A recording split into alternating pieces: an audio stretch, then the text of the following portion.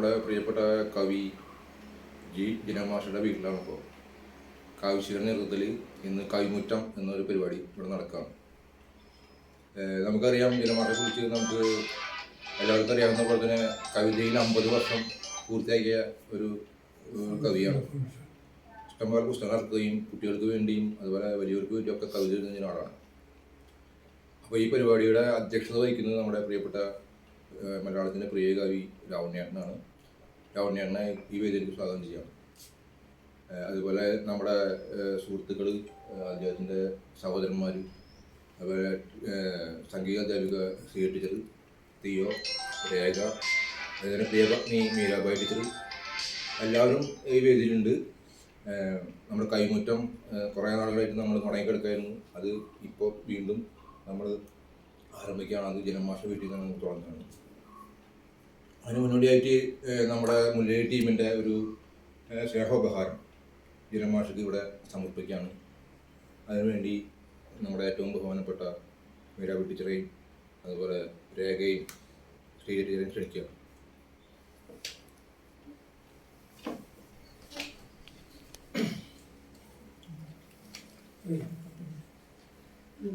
മൂന്നുപേരോട് പിടിക്കും, രണ്ടുപേര് കാണിങ്ങോട്ട് തിരിച്ചു പിടിക്കും.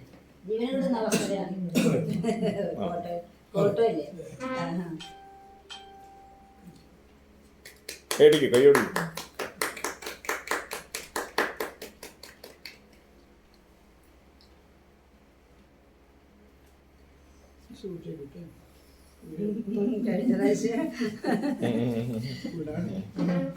സുഹൃത്തുക്കളെ, നമ്മള് കവിമുറ്റം ആരംഭിക്കുകയാണ്. കവികളുടെ വീടുകളിൽ പോയി അവരുമായിട്ടുള്ള സൗഹൃദ സംവാദം നടത്തുക എന്നുള്ളതാണ് കവിമുറ്റം. ജിനമാഷാണ് ഇതിൽ പങ്കെടുക്കുന്നത്. നമുക്ക് എല്ലാവർക്കും അറിയാവുന്ന പോലെ എല്ലാ മലയാളികൾക്കും സുപരിചിതനായ കവിയും സുപരിചിതമായ കവിതയുമാണ് ജിനമാഷ്. അദ്ദേഹത്തിൻ്റെ കുട്ടികൾക്ക് വേണ്ടിയുള്ള കവിതകൾ വളരെ പ്രശസ്തങ്ങളാണ്. നമ്മുടെ മലയാളികളായ വിദ്യാർത്ഥികൾ സ്കൂൾ കാലം മുതലേ മലയാളം പഠിച്ചു വളരുന്നത് ജിനമാഷിൻ്റെ കൂടി കവിത വായിച്ചുകൊണ്ടാണ്. പാഠപുസ്തകങ്ങളിലും ആനുകാലികങ്ങളിലും ഇളനീർ മധുരമുള്ള കവിതകൾ കൊണ്ട് മലയാളികൾക്ക് ഏറ്റവും പ്രിയങ്കരനായ കവിയാണ് ജിനമാഷ്.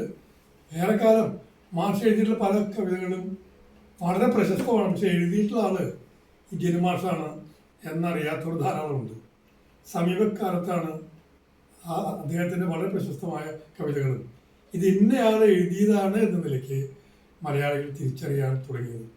കുട്ടികൾക്ക് വേണ്ടി മാത്രമല്ല, മുതിർന്നവർക്കും സാരവത്തായ അതിമനോഹരങ്ങളായ കവിതകൾ, ആ കവിതയുടെ ക്രാഫ്റ്റ് കൊണ്ട്, ഉള്ളടക്കം കൊണ്ട്, അതിൻ്റെ ഒരു സ്വച്ഛന്തമായ പ്രവാഹം കൊണ്ട് മലയാളികൾക്ക് വളരെ പരിചിതവും വളരെ പ്രിയങ്കരവുമാണ് അദ്ദേഹത്തിൻ്റെ കവിതകൾ. സ്വന്തം ജീവിതത്തെക്കുറിച്ച്, കവിതയിലേക്ക് വന്ന കാലത്തെക്കുറിച്ച് ഒക്കെ സംസാരിക്കുകയും കവിത ചൊല്ലുകയും ചെയ്യുന്നതിനായിട്ട് പ്രിയപ്പെട്ട ജിനമാഷെ സ്നേഹാദരങ്ങളോടെ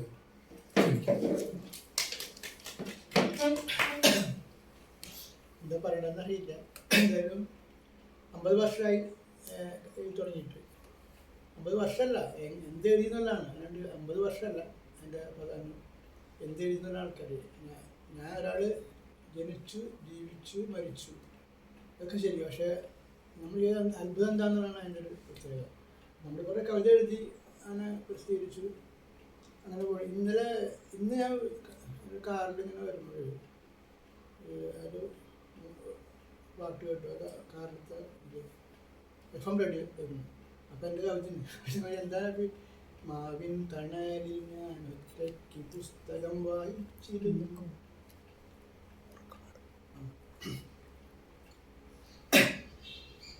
മാവിൻ തണലിൽ ഞാൻ ഒറ്റയ്ക്ക് പുസ്തകം വായിച്ചിരുന്നു, രസിച്ച കാലം കാണാത്ത കൊമ്പിൽ നിന്നഞ്ചാറു മാമ്പഴം കാറ്റിൻ്റെ കൈകൾ കൊഴിച്ചു തന്നു.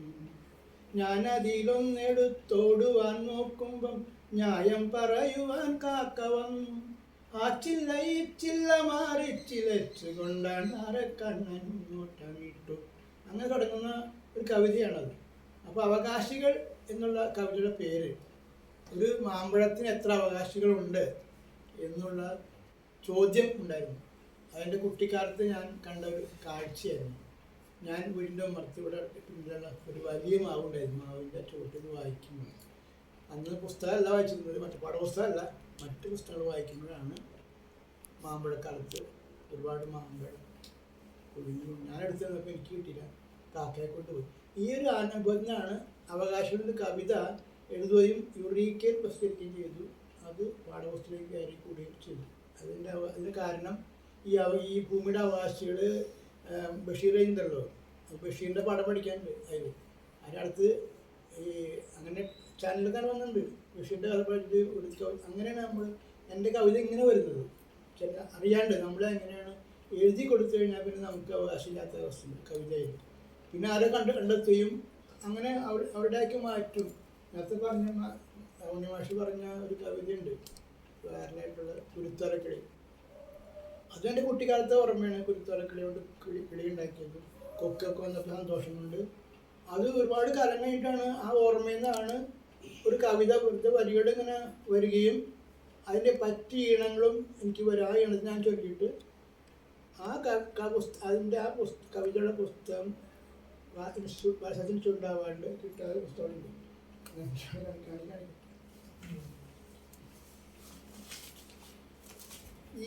ഇതിപ്പോൾ 7ാം പതിപ്പായി. ഈ പുസ്തകം വന്നതിന് ശേഷം അതിൻ്റെ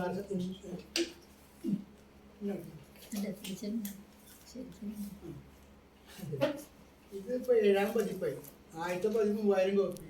പിന്നെ അങ്ങനെ വന്നിട്ട് 7 പതിപ്പിൽ ഇറങ്ങുന്ന കാരണം ഇത് വൈറലായിട്ട് പറഞ്ഞ ഇത് ആരെഴുതിയെന്ന് അറിയാണ്ട് യൂട്യൂബിൽ വന്നതെന്ന് വെച്ചാൽ വണ്ടർഫുൾ സോങ് ബൈ അൺനോൺ എന്ന് പറഞ്ഞു വന്നപ്പോൾ അത് ഞാൻ അറിയുമ്പോൾ ഒരു മാസം കൊണ്ട് എൻ്റെ ഈ മൊബൈലിലൊക്കെ റിംഗ് ടോണായിട്ട് ഈ വരികൾ വരുന്നു.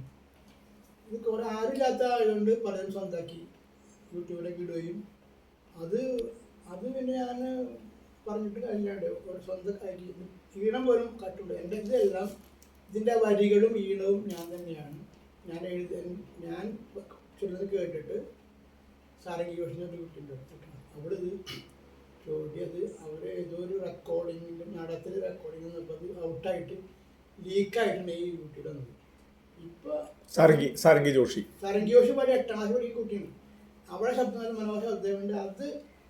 അത് ഇങ്ങനെ വൈറലായിട്ട് എല്ലാവരും അറിഞ്ഞിട്ട് ഇപ്പോഴും ഇന്നലെയും കൂടി അങ്ങനെ ഈ കവിത ചൊല്ലി വിടുന്നത് നമുക്ക് ജീവിതത്തിൽ സന്തോഷം. ഇത് കഴിഞ്ഞിട്ട് 20 കൊല്ലമായി. 20 കൊല്ലം മുമ്പ് പറന്നു പോയ കിളി ഇപ്പോഴും പറന്നുകൊണ്ടിരിക്കുന്നു. അതാണ് അതിൻ്റെ ഒരു പ്രത്യേകത. എന്നാൽ ഇതിനെക്കാളും എൻ്റെ കഥ എഴുതിയിട്ടുണ്ട്, ആരും കണ്ടിട്ടില്ല. ഇത് എൻ്റെ ഒരു ഈണത്തിൻ്റെ പേരിലാണ്. അത് ഞാൻ പാടേണ്ട ആവശ്യമുണ്ടെങ്കിൽ കുറച്ച് പാടാം. കുരുത്തോല കൊണ്ടു ഞാൻ കിനാവിൽ നിന്നും ഒരു നല്ല കിളിച്ചന്തം മെടഞ്ഞുണ്ടാക്കി, അതിലെൻ്റെ ഹൃദയം ഞാൻ ഒളിച്ചു വെച്ചു, അതിനൊന്നും ഇടിക്കുവാൻ ഇടം കൊടുത്തു. അകലെ അങ്ങാകാശം നിറഞ്ഞു കാണാൻ, അകക്കണ്ണിൻ നിലാപക്ഷം കടം കൊടുത്തു. ഇളം ചുണ്ടുകൾക്ക് സ്വയം മറന്നു പാടാൻ, മുളം തണ്ടിൻ മധുറും സ്വരം കൊടുത്തു. ഒടുവിലൻ മനസ്സൊന്നു കൊടുത്ത നേരം കൊടുങ്ങനെ അതിൻ ചിറകനങ്ങി. അറിയാതെ അതു പൊങ്ങി പറന്നു പോയി, അനന്തമാം വിഹായസിൽ അലിഞ്ഞുപോയി. കുരുത്തോലക്കിളി പിന്നെ തിരിച്ചു വന്നൻ, ഹൃദയത്തിൽ കൂടുകൂട്ടി ഒളിച്ചിരുന്നു. ഇന്നതാണൻ മനസ്സിൻ്റെ തളിർച്ചില്ലയിൽ ഇരുന്നേതോ മൃദുരാഗം ശ്രുതി നീട്ടും. ഇന്നതാണൻ മനസ്സിൻ്റെ തളിർച്ചില്ലയിൽ ഇരുന്നേതോ മൃദുരാഗം ശ്രുതി നീട്ടും. ഈ കിളിയാണ് എൻ്റെ മനസ്സിൽ ഇപ്പോൾ പാടിക്കൊണ്ടിരിക്കുന്നത്. അതാണ് എൻ്റെ ഒരു തോന്നൽ. ആ കിളി പറഞ്ഞുകൊണ്ടിരിക്കുന്നു. ഇത് എഴുതാനുള്ള ഒരു സംഭവം ഓർക്കാൻ എൻ്റെ കൂട്ടുകാരനായ അപ്പുവിടെ അടുത്ത് അപ്പുവാണ് എന്നെ അപ്പു മാഷ് പാട്ടൊക്കെ പാടാണ്. അപ്പു മാഷ് എന്നെ പഠിപ്പിക്കുന്നു ഈ ഉണ്ടാകും. അപ്പം ഞാൻ അതിന് അപ്പു മാഷ് ആത്മഹത്യ ചെയ്ത മാഷാണ്. ആ നൊമ്പരം കൂടെ ഉണ്ട് എന്നെ പഠിപ്പിച്ചെന്ന് ആ മാഷ് ഒരിക്കൽ കേരളത്തിൽ അപ്പം അങ്ങനെ പിന്നെ ഈ 50 വർഷത്തെ ആദ്യത്തെ കവിത എന്ന് പറയുന്നത് ബാലഭക്തി, മാതൃഭൂമി ആഴ്ചയുടെ ബാലഭക്തിയാണ് പറയാം. കുഞ്ഞുമാഷൻ അന്ന് എനിക്കറിയില്ല, കുഞ്ഞുമാഷനും അറിയില്ല. ഞാൻ കഴിച്ചു അത് അടുത്തിടയിലൊക്കെ കഴിഞ്ഞപ്പോൾ എനിക്ക് അത് അയച്ചിട്ട് വന്നു, അച്ചടിച്ച് വന്നു. അപ്പോൾ അതാണ് കുഞ്ഞുമാഷ. പിന്നെ അടിക്കടിക്ക് അങ്ങനെ കുഞ്ഞുമാഷായിട്ട് ബന്ധങ്ങളിങ്ങനെ കൂട്ടാട്ടനല്ലോ കത്തുകൾ ഇങ്ങനെ വരും, ഉപദേശങ്ങളൊക്കെ വരും. അങ്ങനെ ചിലതൊക്കെ പറഞ്ഞ് ഇത് പറ്റില്ല എന്നൊക്കെ പറയും. അതൊക്കെ വളരെ വൃത്തിയാണ്. അതിന് 5-6 അങ്ങനെ വന്നു, ഒരു കാരണത്തിൽ ഇങ്ങനെ വന്നു. പിന്നെ വരുന്ന മലയാള നാടിനൊരു വരിയുണ്ട്. അതൊരു നല്ല വലിയ വരി. മാതൃഭൂമി ആഴ്ച കഴിഞ്ഞ അടുത്ത കുങ്കുമം ഇടനാട്. അതിലേക്ക് ഞാൻ അതുപോലെ ഈ ധൈര്യത്തിൽ അയച്ചു ഒരു കവിത. കവറിട്ടിട്ട് മടക്കി അയക്കാൻ വേണ്ടി കവർ വയ്ക്കുമല്ലോ, സ്റ്റാമ്പ് എടുത്തിട്ട് അത് ഉപയോഗിക്കാണ്ട് മലയാളനാട് കവറിൻ്റെ കിട്ടി കവിത എടുത്ത് വെച്ചിട്ട് ആ ലെറ്റർ ഉണ്ട് BBC നായരനുണ്ട്. അതൊക്കെ എനിക്ക് മനസ്സിൽ ഒരു 50 കൊല്ലത്തുമ്പത്ത് ഓർമ്മയുണ്ട്. BBC നായർ കത്തെനിക്ക് വരുന്നു, SK നായരും എൻ്റെ അപ്പം. അപ്പോൾ അതൊരു ഇതാണ്. അങ്ങനെ നമ്മൾ ഇങ്ങനെ കുറേ കവിത പിന്നെ നമ്മൾ ചന്ദ്രിക കാഴ്ചപ്പോൾ ദേശാഭിമാനി വാരികളൊക്കെ വന്നു പിന്നീട്. അത് കഴിഞ്ഞു പിന്നെ ഈ കുട്ടികളുടെ കവിയെന്ന് വേണ്ടൊരു ചാപ്പ കൊടുത്തപ്പെട്ടു. അതിന് കാരണം യുറീക്കലെന്ന് മാത്രമല്ല, പാഠപുസ്തകങ്ങൾ വന്നു. പാഠപുസ്തകം വന്നപ്പോൾ കുട്ടികളുടെ കവിതയാണ്. യുറീക്കൽ വരും, തടയിൽ വരുന്നു, ഇങ്ങനത്തെ ഇതിലാണ് ബാലയുഗം. ഇതിനേക്കാളും കൂടുതൽ എനിക്ക് ഇഷ്ടം ഇതിനേക്കാളും മുമ്പ് ബാലയുഗം, ജനയുഗത്തിൻ്റെ ഒരു പ്രസിദ്ധീകരണമാണ് ബാലയുഗം. ഈ ബാലയുഗം എന്ന് പറഞ്ഞ മാസികയിലാണ് ഒരുപാട് കവികളൊക്കെ വന്നത്. അതുപോലെ അങ്ങനെ ഓർമ്മയുണ്ട്. ഇയാളൊക്കെ സുധീഷ് വടകര അവരൊക്കെ അതിൽ കളിക്കും. അനിയൻ വസന്തനായത് കാട്ടുമായിരുന്നു. അപ്പം അങ്ങനെ കൊണ്ട് ഒരു ബാലയുഗം എൻ്റെ ഒരു അടിത്തറയായിട്ട് തോന്നി. നല്ല കല്ല് വരെയുണ്ട്. അങ്ങനെ ചില ഇതാണ് എനിക്ക് ആ തുടക്കത്തിൽ പറഞ്ഞത്. പിന്നെ അങ്ങനെ എഴുതി യുറീക്കാണ് എന്നെ ഇങ്ങനെ ആക്കിയതെന്ന് എനിക്ക് പറയാം. യുറീക്കയിൽ വന്നപ്പോഴാണ് ചില ആശയങ്ങൾ വരികയും അപ്പോൾ അതിനനുസരിച്ച് എഴുതുകയും അപ്പോൾ ആവശ്യപ്പെടും. ഞാൻ യുറീക്ക ഇട്ടപ്പോൾ അപ്പോൾ അതൊക്കെ ഒരു പ്രത്യേക രേഖത്തിൽ ഒരു ആശയപരമായിട്ട് കവിത വേണം. അപ്പോൾ നമ്മൾ എഴുതിയുണ്ടാക്കണം. പക്ഷെ എഴുതിയുണ്ടാക്കുമ്പോൾ അത് കൃത്യമായിട്ട് ആവരുതല്ലോ. എന്തായാലും ഞങ്ങൾ ക്യാമ്പ് നടത്തും. ഈ ക്യാമ്പിൽ നിന്നാണ് ഒരു കവിതയോ കഥയോ വരുന്നത്. ഈ ക്യാമ്പ് നടത്തിയിട്ട് അവതരിപ്പിക്കും. കുറ്റങ്ങളും കുറവുകളൊക്കെ വിളിച്ച് ഒരാളൊക്കെ ചുറ്റുണ്ടാവും. അപ്പോൾ തിരിച്ചടിച്ചിട്ട് ഇതാണ് അച്ചടിച്ച് വരുന്നത്. അതായത് നമ്മളൊരു എഡിറ്റർ നിന്നിട്ട് ഇങ്ങനെ ചെയ്യല്ല, ഒരു കൂട്ടമായ എഡിറ്റിങ് നടക്കുന്നത്. അങ്ങനെയാണ് ഈ യുറീക്കലൊക്കെ വരുന്നത്. അപ്പോൾ അങ്ങനെയാണ് യുറീക്കൽ ഇങ്ങനെ വന്ന് ഒരുപാട് സാറവർ പരിചയപ്പെട്ട് കുറേ ഇഷ്യുണ്ടായി, കവിതകളുണ്ടായി. പിന്നെ പറയാൻ കുറേ ഏരിയകളുണ്ട്. ഇനി അടുത്ത ചോദ്യം ചില കവിതകൾ ഏതെങ്കിലും പുതിയ കവിതകൾ ചൊല്ലി അതിൻ്റെ പശ്ചാത്തലം പറഞ്ഞാൽ നല്ലതാണ്. നാട്യമണപ്പുറം എന്ന് പറഞ്ഞാൽ ഗംഭീരമായിട്ടൊരു പാരമ്പര്യം കവിതയ്ക്കും സാഹിത്യത്തിനും സംസ്കാരത്തിനും ഉണ്ട്. താങ്കളുടെ പിതാവാണെങ്കിൽ വളരെ പ്രശസ്തനായിട്ടുള്ളൊരു നാട്യമണപ്പുറത്തിൻ്റെ മഹാപ്രതിഭയാണ്. നിങ്ങൾ വന്നത് EVG റോഡിലൂടെ ആണ്. താങ്കളുടെ പിതാവാണത്. മാത്രമല്ല ഈ നാട്ടിൽ ധാരാളം എഴുത്തുകാർ നാടകപ്രവർത്തകരൊക്കെ അക്കാലത്ത് സമഗ്രമായിട്ടുണ്ട്. ഈ ഒരു സമ്പന്നമായ പാരമ്പര്യം എങ്ങനെയാണ് താങ്കളുടെ എഴുത്തിനെ സ്വാധീനിച്ചത്?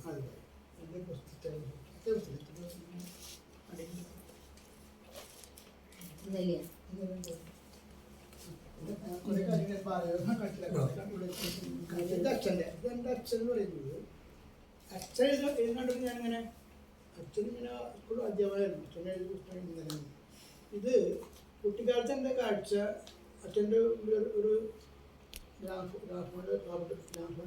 പാട്ടുപെട്ടി തിരിക്കുവല്ല, ഈ സൂചി വെച്ചിട്ട് ഇങ്ങനെ കറക്കും ഡിസ്ക്. അപ്പോൾ ആ സൂചി ഇങ്ങനെ കറക്കുമ്പോഴേ പാട്ടിങ്ങനെ വരും. ഈ പാട്ട് ആദ്യമായിട്ട് കേട്ട പാട്ട്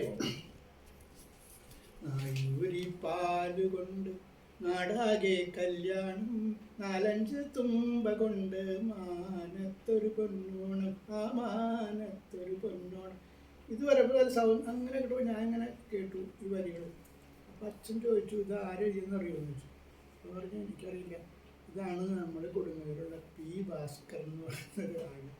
അപ്പോൾ പി ഭാസ്കരൻ അവിടെ കാണാൻ ആഗ്രഹം അങ്ങനെ പറഞ്ഞു വീടോടെ കൊടുങ്ങല്ലൂർ. അപ്പോൾ അങ്ങനെ ഭാസ്കരൻ മാഷ എൻ്റെ ഒരു ഗുരുവായിട്ട്, അതായത് എൻ്റെ ഒരു മാനസ ഗുരു എന്ന് പറഞ്ഞാൽ ഞാൻ ഏകലവനായിട്ട് മാറി. കാരണം ഈ വരികൾ, ഈ ലളിതമായ വരികളിൽ എങ്ങനെയാണ് മനോഹരമാക്കുക എൻ്റെ പാടണത്. അപ്പോൾ വളരെ ക്ലിയറാണ്. മാഷ് വളരെ ഗ്രാമീണ വാക്കുകൾ ഉപയോഗിച്ചുകൊണ്ട് എൻ്റെ എന്ന് വെച്ചാൽ ഇതുപോലെ ഒരാൾക്ക് മനസ്സിലാവണം. ഞാൻ പറഞ്ഞത് എന്താണെന്നുള്ളത് കൊച്ചു കുട്ടിക്ക് പോലും മനസ്സിലാവണം. ഇതിനു വേണ്ടി ഡിക്ഷണറി വെക്കാൻ പറ്റില്ല. ഒരു വാക്ക് കിട്ടി അതെന്താ അർത്ഥം അറിയാൻ വേണ്ടി. കാരണം നമ്മൾ സ്കൂളിൽ പഠിക്കുമ്പോൾ ഒരുപാട് കഷ്ടപ്പെട്ടിട്ടുണ്ട്. കാരണം ഒരു കവിത പഠിപ്പിക്കുമ്പോൾ അതിൻ്റെ ടിപ്പണി നോക്കിയിട്ടില്ലേ, അതിനാൽ ഒരു വാക്കിനുണ്ട് എത്ര ഇത് പാടില്ല എന്ന്. അതുകൊണ്ട് എനിക്ക് വല്ല പണ്ഡിതനാകത്തോണ്ട് എനിക്ക് ചെറിയ ചെറിയ വാക്കുകൾ എനിക്ക് അറിയുള്ളൂ. അതുപോലെ കുഞ്ഞുനാശ് പറഞ്ഞ ഒരു ഇത്തിരിയേ ഉള്ളൂ ഞാൻ, എനിക്ക് പറയാൻ ഇത്തിരിയേ വിഷയങ്ങളുള്ളൂ, അത് പറയാൻ ഇത്തിരിയേ വാക്കും കൊണ്ടു ഞാൻ എനിക്ക് എൻ്റെ ഇങ്ങനെ എന്ന് പറയുന്നത്. അപ്പോൾ അത് ഞാൻ എന്ന് പറയുന്നത് ഇങ്ങനെയാണ്. പിന്നെ കമ്മ്യൂണിസ്റ്റ് പാരമ്പര്യത്തിന് എൻ്റെ ഇവിടെയാണ് സർദാർ ഗോപാലകൃഷ്ണൻ എന്ന് പറയുന്ന വിപ്ലവകാരി ഈ മദ്രാസ് വെച്ചിനായിട്ട് കൊണ്ടുപോകും. ഇവിടെ മാർച്ച് നടത്തുമ്പോൾ ഇവിടെ ഈ പൊതുശേഷം നടത്തുമ്പോൾ തടയുകയും നമ്പ്യാർ എന്ന് പറഞ്ഞൊരു അയാളടിച്ച് അത് ഈ മദ്രാസിലേക്ക് വിടും. അപ്പോൾ അതിൻ്റെ മുന്നേ പിന്നെ ഈ സംസ്കരിച്ചത് വലപ്പാട് കടപ്പുറത്ത് വലിപ്പിച്ച ആ കഥയാണ് ഇന്നലെ വേണ്ട അച്ഛൻ്റെ നോവലുണ്ട്. പ്രഭാത് ബുക്ക് ഹൗസുകാർ ഫെസ്റ്റിവലിക്ക് സി അക്ഷരമാന എൻ്റെ അക്ഷരമാന അവതാരിക എഴുതി. അത് ഇവിടുത്തെ ഈ മലപ്പുറത്തിൻ്റെ ഒരു ചരിത്രം കൂടിയാണ്. ചരിത്രം എന്ന് പറയാം. ആ ഒരു പരമ്പര അച്ഛൻ എഴുതുന്ന അച്ഛൻ നാടകങ്ങൾ ചെയ്യുന്നു. നാടകത്തിൻ്റെ റിഹേഴ്സൽ നടത്തുമ്പോൾ ഞാൻ കുറേ ഡയലോഗും കൂടെ റിഹേഴ്സൽ ചെയ്ത് വീട്ടിലായിരുന്നു. ഇവിടെ എല്ലാവരും അപ്പോൾ ഈ നാടകത്തിൽ റിഹേഴ്സൽ അച്ഛൻ എല്ലാം ചെയ്യും. കാരണം ഈ നോവല്, നാടകങ്ങൾ, കവിത, വിവർത്തനമൊക്കെ ഉണ്ട്. ഈ സയൻസ് പുസ്തകങ്ങളൊക്കെ ഒരുപാട് 10-15 പുസ്തകങ്ങൾ വന്നു. പക്ഷെ അതാണ് ഇങ്ങനെ എഴുതണം. അപ്പോൾ ഞാനിങ്ങനെ ആലോചിക്കുമ്പോഴേ അച്ഛനൊക്കെ നമുക്ക് പാരമ്പര്യമുണ്ട്. അത് അച്ഛൻ്റെ അച്ഛനൊക്കെ ഒരു എഴുത്തുകാരൻ 2 പുസ്തകം എഴുതിയിട്ടുണ്ട്, നോവലുണ്ട്. അതൊക്കെ ഈ പുരാണങ്ങളെ വ്യാഖ്യാനിച്ചുകൊണ്ട് രാവണനാണ് നല്ല എന്നുള്ള നിരക്കിലുള്ള രാവണനെ ഉപയോഗിച്ചുകൊണ്ട് പ്രതാപ ലങ്കേശ്വരൻ നോവലുണ്ട്. ലങ്കേശ്വരൻ അങ്ങനെയാണ്. അതുപോലെ ഒരുപാട് അങ്ങനത്തെ കാര്യങ്ങളൊക്കെ പഠിപ്പിക്കും. ഇതാണ് നമ്മൾ ചിന്തിക്കണം. എന്താണ് ഒരു മിത്ത് സത്യമായിട്ട് മിത്തല്ല. അത് അങ്ങനെയൊക്കെ പറഞ്ഞിട്ട് ഒരു വേറെ ഉണ്ടായിരുന്നു. അങ്ങനെ കുറച്ച് കമ്മ്യൂണിസ്റ്റ് കൊടിയെ ഇതിലിങ്ങനെ അതിനോട് കൊടിയാൽ അത് ഇത് കൊണ്ടിട്ടല്ല, ആ ഒരു ആഗ്രഹം കൊടി ഇങ്ങനെ ആ ഒരു പാരമ്പര്യത്തിൽ കുഞ്ഞുപാട്ട്. അത് ഏലാശന് ശരിക്കും പറഞ്ഞെങ്കിൽ അച്ഛൻ ഇങ്ങനെ നോക്കുന്നില്ല. അച്ഛനെ എഴുതി വിടുന്നത് എഴുതുന്ന ഒന്നും പറയില്ല. അച്ഛന് പുസ്തകം എനിക്ക് താല്പര്യം കവിത എന്ന് പറഞ്ഞപ്പോൾ ചന്ദ്രഗുപ്തൻ്റെ കവിത പുസ്തകം ഉണ്ട്, ഇളം ചൂണ്ടുകൾ വാങ്ങിച്ചു തരും. ഇത് വാങ്ങിക്കാൻ പറഞ്ഞു. അത് ഈ എഴുതുന്ന ഒട്ടും പറ്റില്ല. അപ്പോൾ ഞാൻ ഇളം ചൂണ്ടുകൾ അതൊക്കെ ഞാൻ കേട്ടിട്ട് അതിൽ വായിച്ച് പഠിച്ചിട്ടാണ് അങ്ങനെ.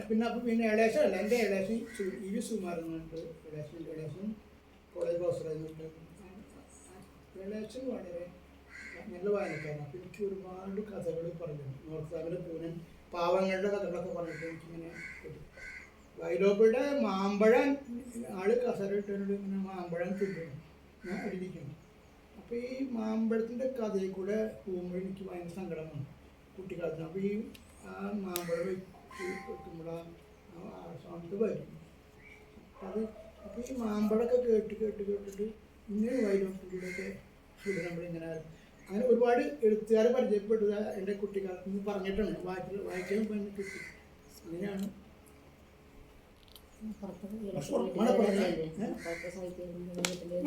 ഇവിടെ കുറെ മണപ്പുറത്ത് വായിച്ചാരന്മാർ, വീരഭദ്രടിപ്പാട്ട്, പിന്നെ ഒരുപാട് ആൾക്കാർ വരുന്നുണ്ട്. കുഞ്ഞുണ്ണി മാഷ് ആരും പറഞ്ഞെങ്കിൽ എൻ്റെ കവിത ഇങ്ങനെ പ്രൊജക്ട് കുറിച്ച് പറഞ്ഞേ ഞാൻ എഴുതി. മാഷ എനിക്ക് മാഷൊന്ന് കാണണമെന്ന് ആഗ്രഹമുണ്ടല്ലോ പറഞ്ഞു. ഞാൻ പുത്തരി ഉണ്ണാനായിട്ട് വലപ്പാട്ടേക്ക് വരുന്നത് എനിക്ക് ആളുകളില്ല.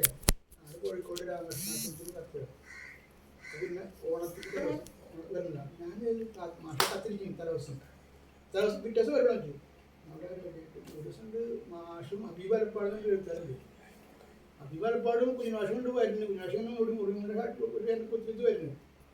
അപ്പോൾ ആ സമയത്ത് ഉണ്ടായെന്ന് വെച്ചാൽ മലയാളനാട് വാരികയിൽ എനിക്ക് കവിത വന്നിട്ടുണ്ടായിരുന്നു. അത് എന്തുവാണ് മാഷിണ്ട് എന്നെ ഞാൻ അങ്ങോട്ടായിട്ട് മാഷ് ഇങ്ങോട്ട് വരുന്നുണ്ട്. ഞാൻ അങ്ങോട്ട് വരാൻ കത്തുമ്പോൾ കുഞ്ഞു മാഷ് എൻ്റെ അടുത്തേക്ക് വരുന്നുണ്ട്. എന്നിട്ട് താനേ ഈ മലയാളനാട് കവിത എഴുതിയില്ലേ അത് എടുക്കാം അടുത്ത് വായിക്കുക എന്നോ ഞാൻ വായിച്ചു. പക്ഷെ ഞങ്ങൾക്ക് വായിക്കാൻ പറ്റില്ല. ഒന്നേ താളത്തിലെഴുതാൻ ഒന്നേ താളത്തിലെഴുതാം വായിച്ചു നോക്കണം. ആദ്യം എഴുതി കഴിഞ്ഞിട്ട് അവിടെ വിടുന്ന മുമ്പ് ഒന്ന് വായിച്ചു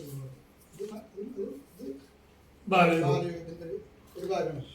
അപ്പോൾ മലയാളനാടുകൾ കാണുന്നത് അതിൽ ജാതി ബാലയുണ്ടല്ലോ വരാറുണ്ടാന്ന് വരാറിൻ്റെ കാര്യം.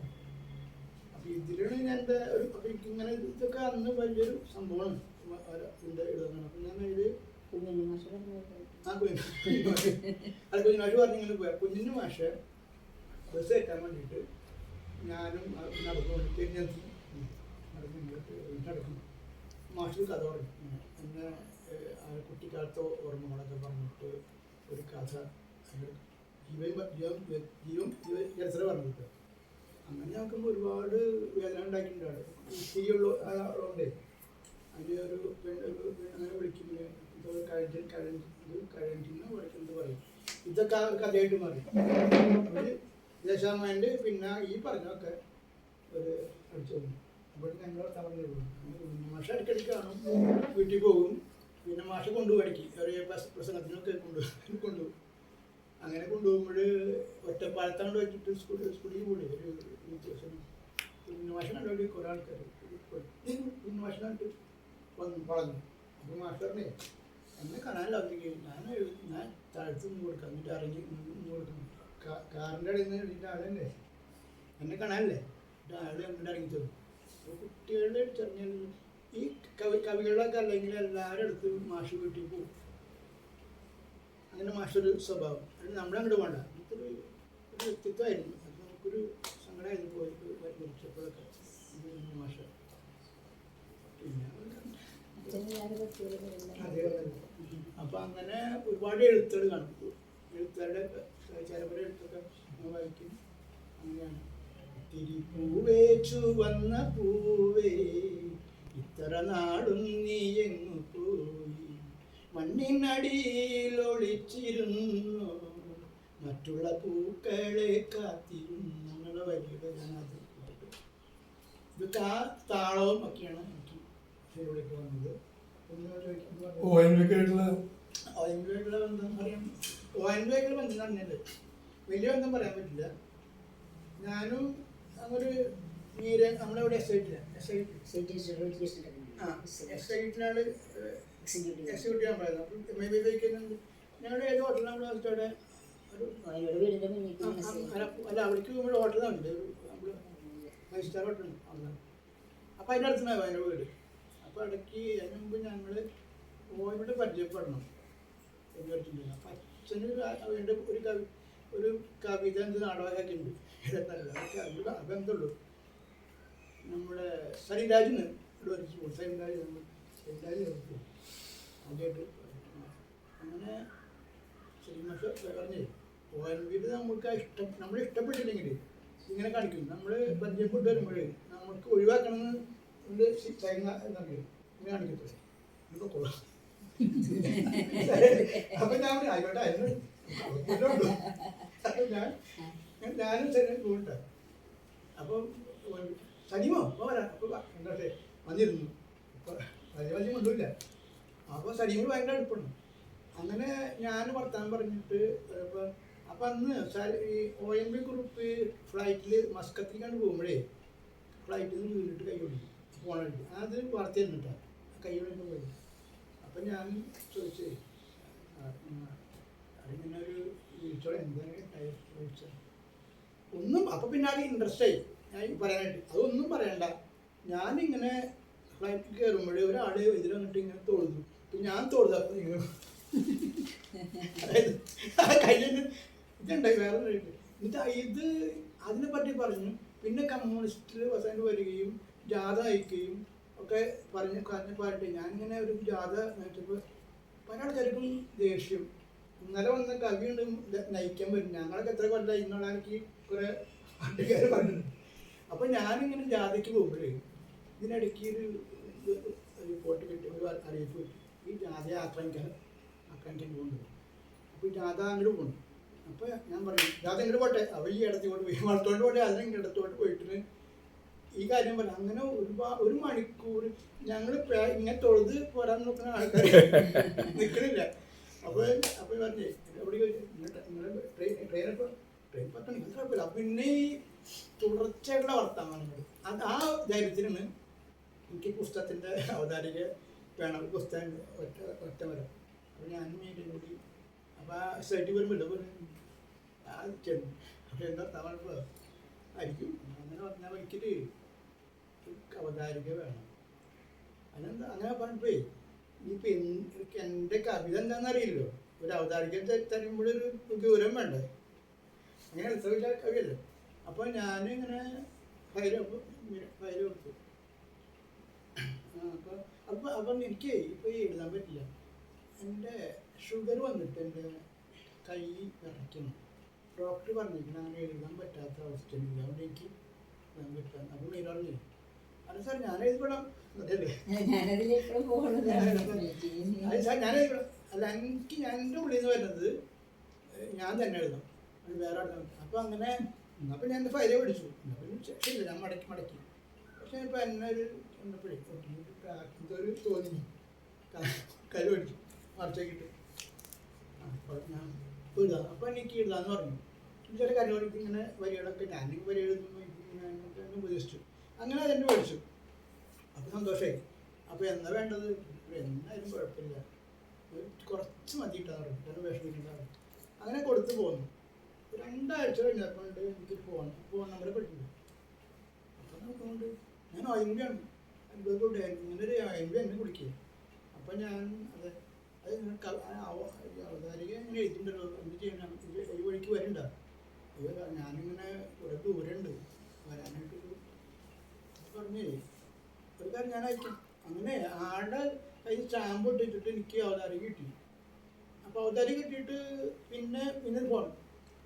ആ അവതാരിക ഈ ഇതെന്ത് ചെയ്യണം, മാറ്റർ ഓടിക്കണല്ലോ, അതെന്ത് ചെയ്യണം, ഞാനത് കളയും, എനിക്ക് വേണമെന്നില്ല, എന്തെങ്കിലും വേറെ കുഴപ്പമില്ല. അങ്ങനെയാണ് ഇങ്ങനെ OMB. അങ്ങനെയാണ് നമ്മളൊരു OMB അവതാരിക കിട്ടി. ഒരു വലിയ കാര്യമാണ് OMB-ആയിട്ടുള്ള ബന്ധം. പിന്നെ വന്നിട്ട് ഞങ്ങൾ കൊണ്ടുപോയി ഇവിടെ വന്നപ്പോൾ കൊടുത്തിട്ട് വന്നപ്പോൾ ചാർജ് എനിക്കുണ്ടായിരുന്നു. ഞാൻ കൈ പിടിച്ച പറഞ്ഞേ എന്നെ കൈ പിടിക്കണ്ട, എന്ത് ഞാൻ വടിയും കുത്തി പിടിച്ച് നടക്കാൻ ആഗ്രഹിക്കുന്ന ഒരുപാട് ആൾക്കാരുണ്ട് ഇവിടെ ഉണ്ട്. അതവർ കാണാറുണ്ട്. ഞാൻ വടി കുത്തി പിടിച്ച് നടക്കാൻ ആഗ്രഹിക്കുന്നവർ കൂടി ഉണ്ടോ, അവർ കണ്ട. പക്ഷെ മീരെന്ന് ടാക്ടിക്കുള്ളി ഞാൻ പിടിച്ച് അപ്പൊ ഈ സ്നാപ്പോടെ കിട്ടി. അതാട് കൈ അടക്കാൻ പിടിക്കും കൈ, ഞാൻ പിടിച്ച് കൈണ്ടായില്ല. ടൗൺ ഹാളിൽ സ്റ്റെപ്പാണ് നമുക്കൊരു കവിത വായിക്കാം.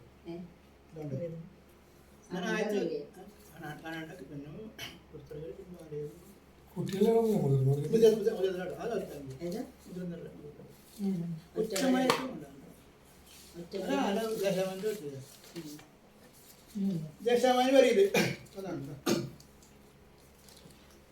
കുഴലുകൾ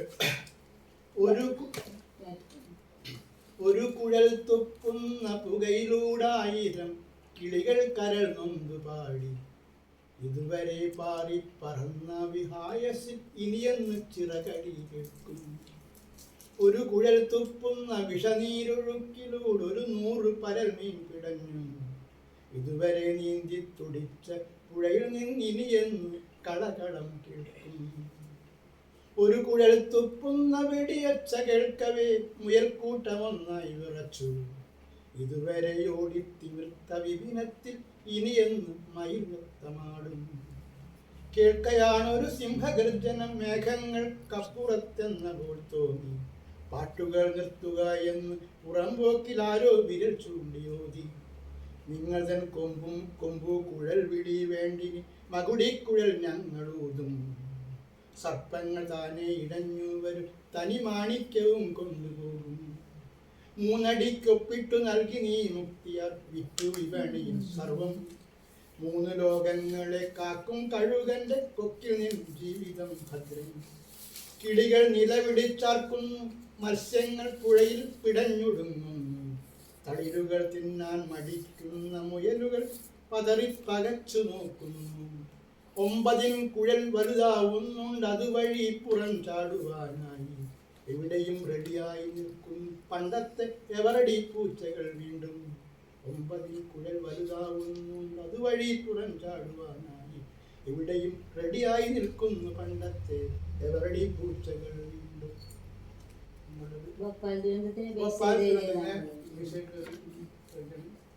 നമ്മളന്ന് വെടി ബാറ്ററികൾ ബഹിഷ്കരിച്ചത് പക്ഷേ ഓർമ്മയില്ല. ഞങ്ങളോട് പോയിട്ടുണ്ട്. വല്ലതും ഇതാ കണ്ടിട്ടുണ്ട്. ഈ കാഴ്ച കണ്ടതാണ് അവിടെ നേരെ ആ ഫാക്ടറി കണ്ടിട്ടുണ്ട്. നമ്മളെ പോയി ഭോപ്പാലിൽ പോയപ്പോഴുള്ള ഒരു അനുഭവം. ഭോപ്പാലിലൊക്കെ ഞങ്ങൾ ഒരുപാട് യാത്രകൾ ചെയ്തിട്ടുണ്ട്. ഈ ഉത്തരേന്ത്യ കൂടെയൊക്കെ അവിടെ കവിയായിട്ട് മാറി ഞങ്ങളൊക്കെ പോയിട്ട് എന്നെ കവിയായിട്ട് അവതരിച്ചോട്ടെ. നമ്മൾ നേരത്തെ പറഞ്ഞൊരു മധ്യരകം പെരിഞ്ഞനത്തിൻ്റെ ഒരു പഴയകാല ഓർമ്മ പരാമർശിക്കേണ്ടായി. അത് ഇന്നത്തെ ദിവസത്തോടെ ഒരു ചെറിയ ചേർച്ചയുണ്ട്.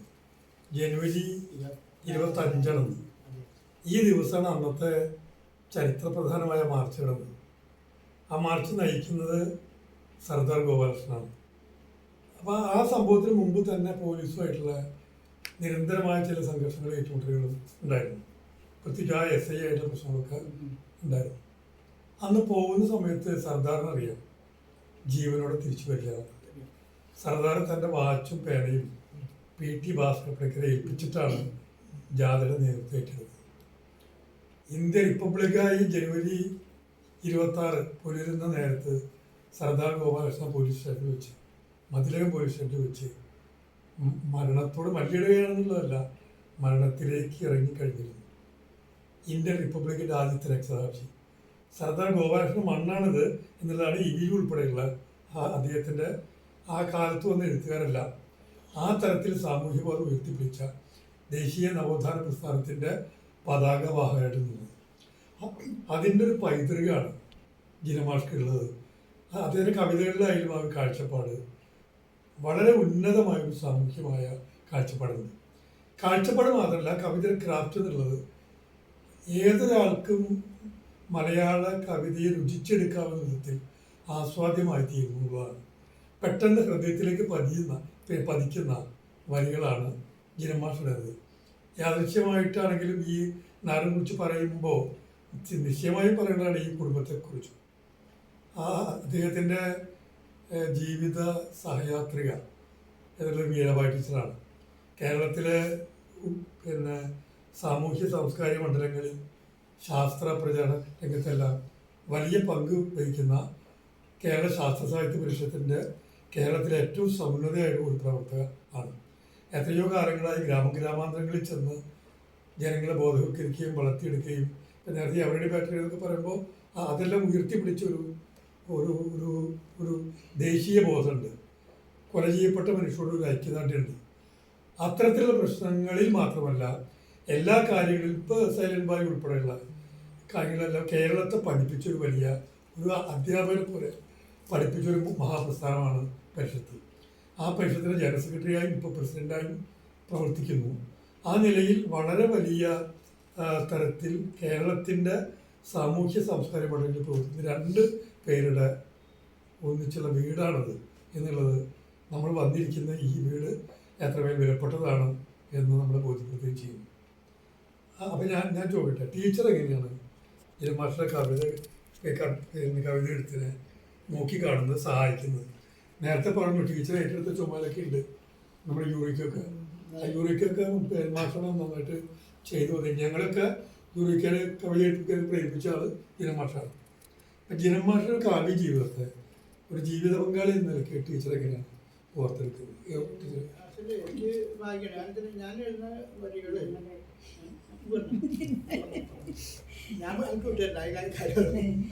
ഞാൻ കല്യാണം കഴിച്ചു വരുന്ന കാലത്ത് കുട്ടികൾക്കുള്ള കവിതകളല്ല കൂടുതലായിട്ട് എഴുതിയിരുന്നു. ഇതുപോലെ മാസികകളിൽ ബാലപംക്തികളിൽ അങ്ങനെയുള്ള എഴുത്തുകൾ ഇപ്പോൾ മലയാള നാടിലും ഇതൊക്കെ തന്നെയാണ് എഴുതിയിരുന്നത്. അതിനിടയ്ക്കാണ് ആ ബീമിൻ്റെ ബാങ്ക് എംപ്ലോയീസ് ആർട്സ് മൂവ്മെൻറ്റിൻ്റെ മത്സരം വരുന്നത്. ആ ബാങ്ക് എംപ്ലോയീസ് ആർട്സ് മൂവ്മെൻറ്റിൻ്റെ മത്സരത്തിന് കവിതകൾ അയക്കാവുന്ന ആ സമയത്തൊക്കെ എഴുത്ത് വളരെ ഡൗണാണ്. അങ്ങനെ അതിലേക്ക് ഒരു കവിത അയക്കുകയാണ് ഉണ്ടായത്. ആ കവിതയ്ക്ക് ആ സമയത്ത് 1ാം സമ്മാനം കിട്ടുകയുണ്ടായിരുന്നു. എൻ്റെ കവിത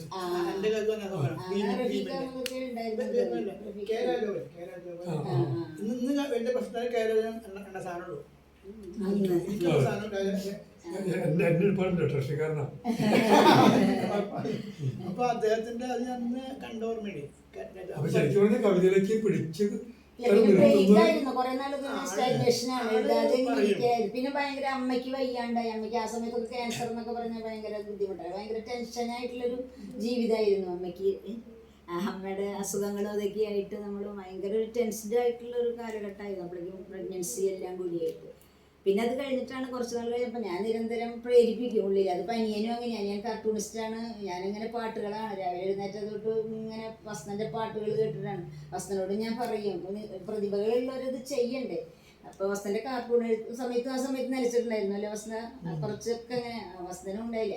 അനിയൻ ഈ ജീവൻ ബോംബെയിലാണ്, എഞ്ചിനീയറാണ്, നാട്ടിൽ ഉണ്ടാവലില്ല.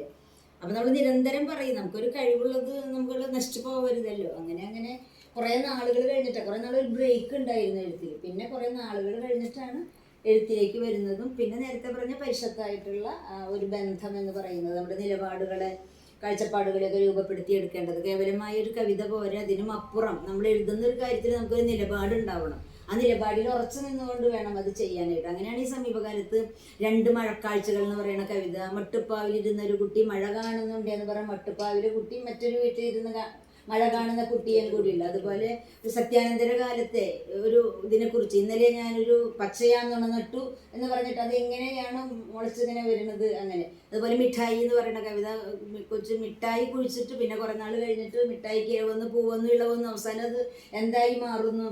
അത് എങ്ങനെയാണ് അത് പുതിയ കാലത്തിൻ്റെ കോർപ്പറേറ്റുകളുടെ ഒരു മിഠായിയും കാര്യങ്ങളായി മാറുന്നത്. അങ്ങനെ ഒരുപാട് നിലപാടുകളിലേക്ക് നയിച്ച ഒരു പ്രസ്ഥാനമാണ് മൂപ്പരുടെ എഴുത്തിനെയാണ് ഞാൻ പറയുന്നത്. എൻ്റെ നിലപാടുകൾ രൂപപ്പെടുത്തിയെടുത്തതും അങ്ങനെ തന്നെ നമ്മുടെ ജീവിതത്തിനൊരു എന്താ പറയുക, മുന്നോട്ട് പോക്കിനുള്ളൊരു നിശിതമായ ഒരു വഴി, നിയതമായൊരു വഴി കാണിച്ചു തന്ന ലക്ഷ്യബോധം അങ്ങനെ കാണിച്ചു തന്ന ഒരു പ്രസ്ഥാനമായിരുന്നു. അങ്ങനെയാണ് മൂപ്പരുടെ എഴുത്തിന് വന്ന മാറ്റം. അങ്ങനെയാണ് അവസാന കവിതയുടെ വരികളിൽ ട്വിസ്റ്റ് വരുന്നത്. ഏറ്റവും അവസാനത്തെ 2 വരികളിൽ ഒരു ട്വിസ്റ്റ് വരുന്ന വിധത്തിലാണ് അത് എഴുതുക. ഇപ്പോഴും അത് പലരും അത് കരുതി കൂട്ടി എഴുതുന്നതാന്ന് പറയലുണ്ട്. അങ്ങനെയല്ല, ബോധപൂർവം എഴുതുന്നതല്ല, സ്വാഭാവികമായി വരുന്നതാണ്. പക്ഷെ മിക്കവാറും കവിതകൾക്ക് അറിയാതെ അങ്ങനെ ഒരു ട്വിസ്റ്റ് വരും. പിന്നെ എഴുതാൻ തുടങ്ങിയപ്പോൾ യുണീക്കായിട്ടുള്ള ബന്ധവും മറ്റു കാര്യങ്ങളൊക്കെ ആയിട്ട് പിന്നെ നിരന്തരം എഴുത്തായി. അതിനിടയ്ക്ക് വലിയവർക്കുള്ള കവിതകളും അതുപോലെ തന്നെ ആകാശവാണിയിൽ സ്ഥിരമായിട്ട് ചാർലിയൊക്കെ വന്നവിടെ ഉണ്ട്. അപ്പോൾ എഴുതാൻ പറയുകയും ലളിതഗാനം പഠിക്കാൻ വേണ്ടി കുട്ടികൾക്ക് വേണ്ടിയുള്ള ലളിതഗാനം പഠിക്കാനും ലളിതഗാനങ്ങൾ അയക്കും. പിന്നെ നാട്ടിലെല്ലാവർക്കും പാട്ട് എഴുതണമെങ്കിൽ അങ്ങനെ നാടകം എഴുതാൻ പറയും. പിന്നെ ഞാൻ ലീവായിരിക്കുമ്പോ നാടകം പറയുമ്പോഴാണ് മാഷ നാടകമായിട്ട് ബന്ധപ്പെട്ട ഒരു അനുഭവങ്ങൾ പറയും. നാടകമായിട്ട് എനിക്ക് പരിചയമില്ല. നാടകം പറഞ്ഞ അച്ഛൻ്റെ നാടകം പഠിക്കാൻ പറ്റില്ല. പക്ഷേ നാടകം എഴുതാൻ പറഞ്ഞത് ആകാശവാണിക്കാരും കൃഷ്ണനാണ്. ഞാനവിടെ സ്ഥിരം ആകാശവാണിയുടെ കൃഷ്ണനാണ്. അപ്പം എൻ്റെ ഞാൻ ഒരു നാടകം, കുട്ടികൾക്ക് നാടകം, ടാഗോറിൻ്റെ കാബൂളിവാല. അത് പക്ഷേ എനിക്ക് നാടകം അറിയില്ലോ, അതൊന്ന് പറ്റും എന്ന് പറഞ്ഞിട്ട് ഞാനൊരു 4 ദിവസം ലീവ് എടുത്തു ബാങ്കിൽ. ഇതിന് കാബൂളിവാല വായിക്കുക, അതിൻ്റെ ഡയലോഗ് നോക്കുക.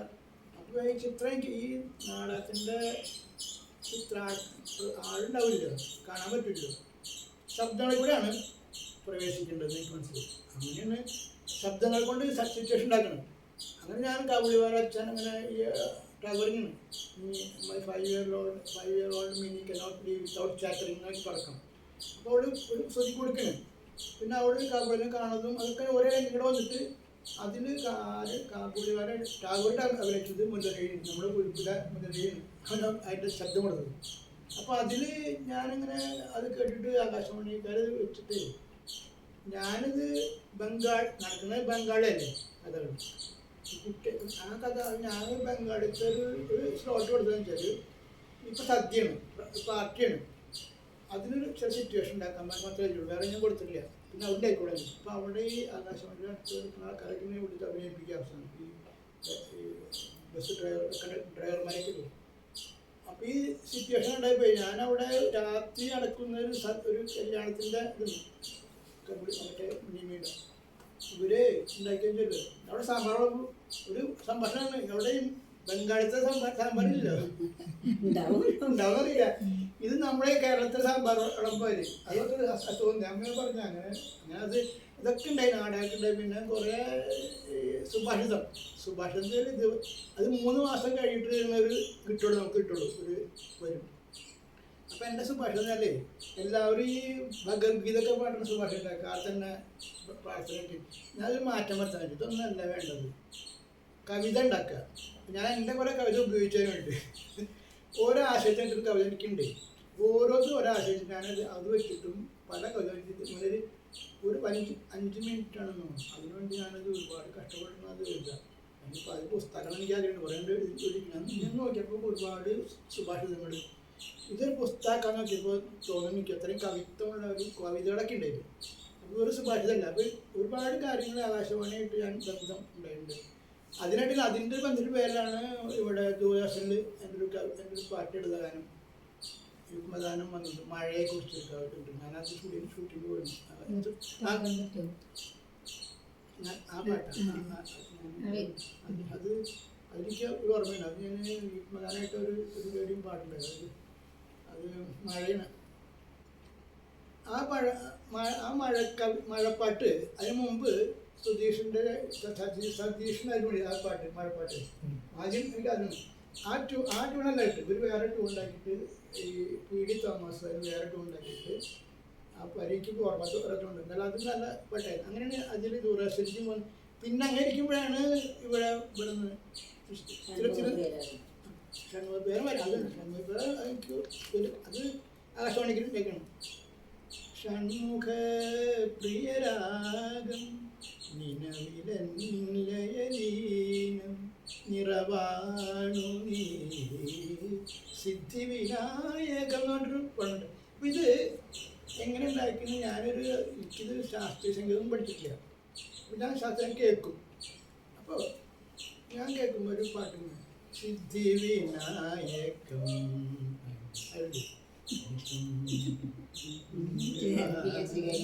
അതാണ്. അപ്പോൾ അതിലാണ് പാടുന്നത് സിദ്ധിവി. ഇത് എന്താണ് രാഗം എന്ന് കിട്ടി, ഷൺമുഖ രാഗം എന്ന് പറഞ്ഞു. അപ്പോൾ ഇത് വെച്ചിട്ട് ഒരു വെച്ചാണ് എനിക്ക് അവിടെ തന്നെ എനിക്ക് വലിയൊരു അറിവുകൾ വിചാരിച്ചു സംഗീതത്തിലേക്ക്. എന്നിട്ട് ട്യൂൺ ചെയ്യുമ്പോൾ വിളിച്ചു പറയും ഈ രാഗം ശരിയാവും, ഇത് രാഗം ശരിയാവില്ല വരിയിടുന്നു പറഞ്ഞിട്ട് അങ്ങനെയാണ് അവിടുത്തെ. അപ്പം അങ്ങനെ ചില ജാടകൾ ഉണ്ടാക്കിയിട്ടുണ്ട് അറിയാത്ത കാര്യങ്ങളൊക്കെ പറഞ്ഞിട്ട്. അങ്ങനെ നാടകം എഴുതിയിട്ടില്ല, നാടകം എഴുതി നോക്കിയിട്ടുണ്ട്. പിന്നെ ഏഷ്യാനെറ്റ്, പിന്നെ ഒരു വഴിയാണ് ഏഷ്യാനെറ്റിൽ. ഞാനിരിക്കുമ്പോൾ ഏഷ്യാനെറ്റിൽ നിന്ന് എം.ആർ. രാജൻ ഒക്കെ ഞാൻ പറയുന്നില്ല.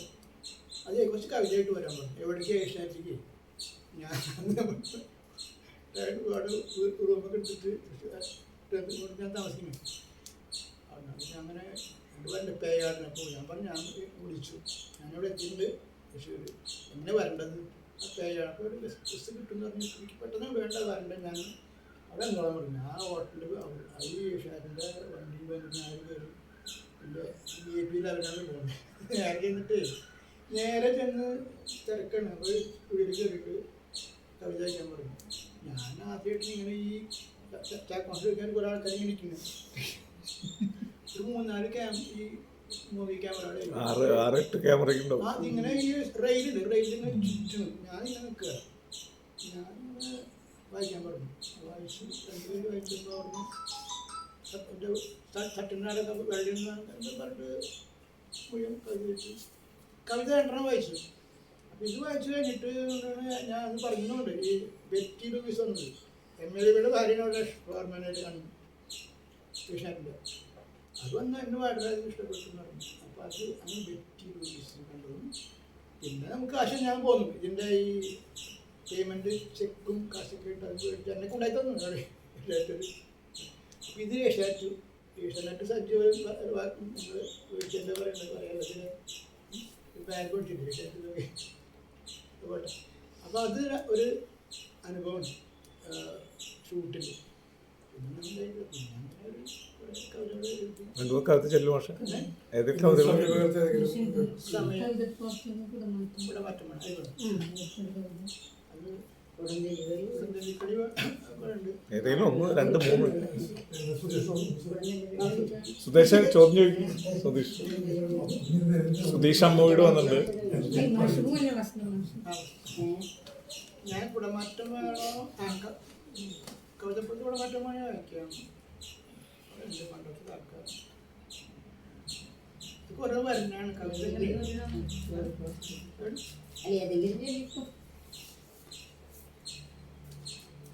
ഒറ്റ മരത്തിലെ ലൈവ് പ്രശ്നമായി, നെറ്റ് പ്രശ്നമായി. ഫോണിലെ ലൈവ് ഫോണിലെ നെറ്റ് പ്രോബ്ലം ഉണ്ടോ അവിടെ? ഇവിടെയോ ഉണ്ടാവില്ല സാധാരണ.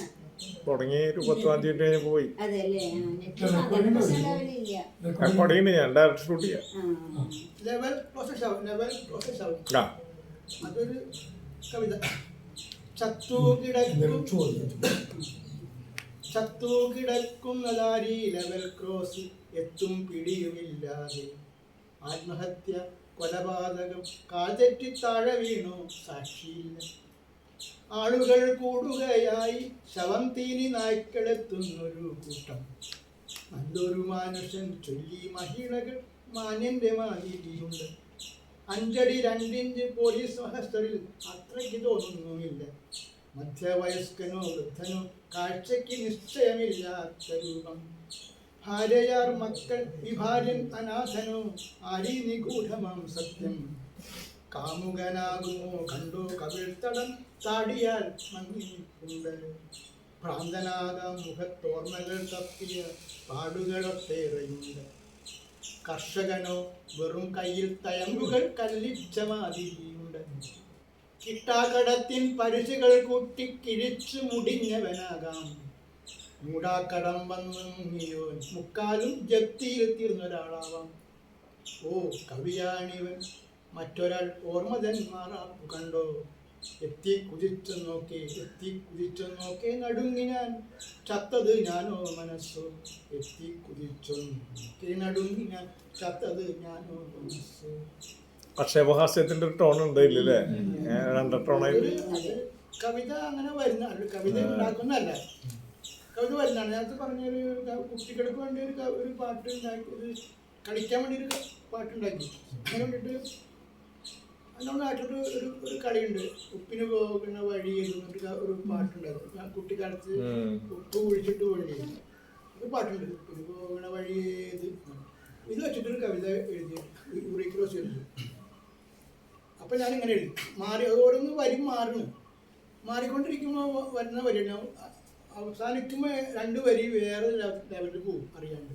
അതുകൊണ്ട് പാഠവസ്ഥ വന്നു 2 ആദ്യമായിട്ട് പാഠവസ്ഥ കവിത തരും. ഉപ്പിന് പോകണതിക്കേത്, ഉണ്ണിയുടെ വീടിൻ്റെ തെക്കേത്. ഉണ്ണിയുടെ വീടെന്നാലെങ്ങാണ്, ഇത്തിരി മാറി കിഴക്കാൻ. ഇത്തിരി എന്നാൽ എന്തോരം, ഇമ്മിണി പോയി വടക്കോരം. ഇമ്മിണി പോയാലെങ്ങോട്ട്, ഇങ്ങനെ ചെന്ന് പടിഞ്ഞാട്ട്. കൺകെട്ടഴിച്ചു നോക്കുമ്പം കൺമണി കാണുന്നത് എന്താണ്? ഇപ്പം കടപ്പുറത്താണല്ലോ ഉപ്പ് തരും കടൽ കാണാനല്ലോ. ഉപ്പെന്നു കേൾക്കുമ്പോൾ എപ്പോഴും ഉള്ളം തുടിക്കുന്നത് എന്താകാം? പണ്ട് കടപ്പുറത്തപ്പൂപ്പൻ ഉപ്പ് കുറുക്കിയതോർത്താരം. പണ്ട് കടപ്പുറത്തപ്പൂപ്പൻ ഉപ്പ് കുറുക്കിയതോർത്താരം. ഈ 2 വരിയാണ് പാഠപുസ്തകത്തിലേക്ക് അടയാൻ കാരണം. കാരണം ഇതുവരെയുള്ള സാധാരണ സംഭവമല്ലോ. ഞാനിങ്ങനെ എഴുതിക്കൊണ്ടിരിക്കുമ്പോൾ എനിക്കൊരു ഐഡിയ ഉണ്ടായില്ല. ഉപ്പ് നോക്കുമ്പോൾ ഉപ്പ് കിട്ടണം അവിടെ, അപ്പം ഞാൻ ഉപ്പല്ലേ. അതൊന്നിപ്പോൾ അടുത്ത ആശാന്ത വരി ഇങ്ങനെ വരും. ഞാൻ അതിനൊരു അതങ്ങനെ വന്ന് കുറച്ച് അതിനോട് അവസാനിപ്പിക്കും. അതുകൊണ്ട് കവിതയിലേക്ക് ഞാൻ കഥ എഴുതിയിട്ട് എനിക്ക് ക്ഷമയില്ല. കഥ എഴുതിയിട്ട് കാരണം എനിക്കൊരു ക്ഷമയില്ല. അത് അവസാനിപ്പിക്കും. ചിലപ്പോൾ 1 മണിക്കൂർ കൊണ്ട് അല്ലെങ്കിൽ ഒരു ദിവസം ഇതായിരിക്കും. കഥ അങ്ങനെയല്ല. ഇതുവരെ കഥ ഒരുപാട് കാര്യങ്ങളുണ്ട്. എനിക്ക് ആ കഴിവിരിക്കും. ഒരു കഥ മാത്രമേ എഴുതുള്ളൂ ഈ ജീവിതത്തിൽ. അത് വലിയ കുഴപ്പമുണ്ടായില്ല. ഇനി സുധീഷ് പറയും. പക്ഷേ ഈ ശിവകാശിയിലെ പടക്കങ്ങളെ കുറിച്ച് ഞാനത് വർക്ക് ചെയ്തു. ശിവകാശിയിലെ പടക്കങ്ങൾ തൊട്ടൊരു കവിത വായിക്കുമ്പോഴേ അത് നിലനിൽക്കുന്ന വിദ്യാഭ്യാസ സംവിധാനത്തിനെ അതിൻ്റെ അകത്ത് കയറിയിട്ട് ഉള്ളൊരു വിമർശനം ഉന്നയിക്കുന്നുണ്ട്. അപ്പോൾ അത് തുടങ്ങുന്നത് മാഷയുടെ വാക്കുകളിൽ നിന്ന് കേൾക്കാനാണ് ഇഷ്ടം. തുടങ്ങുന്നത് ഇങ്ങനെയാണ്: സാമൂഹിക പാഠം, കണക്കും ഗണിതം എല്ലാം കൂടി ചേർന്ന് തൂക്കി വിറ്റ സാധനം ബുക്ക് വർഷപരീക്ഷയ്ക്ക് ശേഷം പടക്കങ്ങളായിട്ട് എനിക്ക് തിരിച്ചു കിട്ടുകയും അത് ആകാശത്ത് അത് പൊട്ടിച്ച് തരുന്നുണ്ട്. ഒടുവിലൊരു ചോദ്യം ഉന്നയിക്കുന്നുണ്ട്. അതാണ് എൻ്റെ ഏറ്റവും പ്രധാനപ്പെട്ടത്. അതായത് ഇതൊക്കെ കെട്ടിയുണ്ടാക്കിയത്, ഇതിനെക്കുറിച്ച് കെട്ടിയുണ്ടാക്കിയത് ആരാണ്? നിഷേധിക്കപ്പെട്ട കുറെ കുട്ടികളാണ് ഇതൊക്കെ കെട്ടിയുണ്ടാക്കിയെന്നുള്ളൊരു ചോദ്യം ഉന്നയിക്കുന്നുണ്ട്. ഇത് ജിനമാഷ്ട വാക്കളിൽ നിന്ന് അത് കേൾക്കാം. അല്ല, അത് എന്താ പറഞ്ഞത്? ശിവകാശികൾ അങ്ങനെയുള്ള പേര് പടക്കങ്ങൾ പടക്കങ്ങൾ അല്ലേ? അത് പടക്കങ്ങള് പടക്കങ്ങൾ ഞാൻ പറയണ വായിക്കണോ? കേട്ടാ അത് അതൊക്കെ ഒരേ ഞാൻ സാധാരണ രീതി താളത്തിൽ പടങ്ങള് സാധാരണ എൻ്റെ മനസ്സിൽ താളുണ്ടാവും, അത് ശീലമാണ്.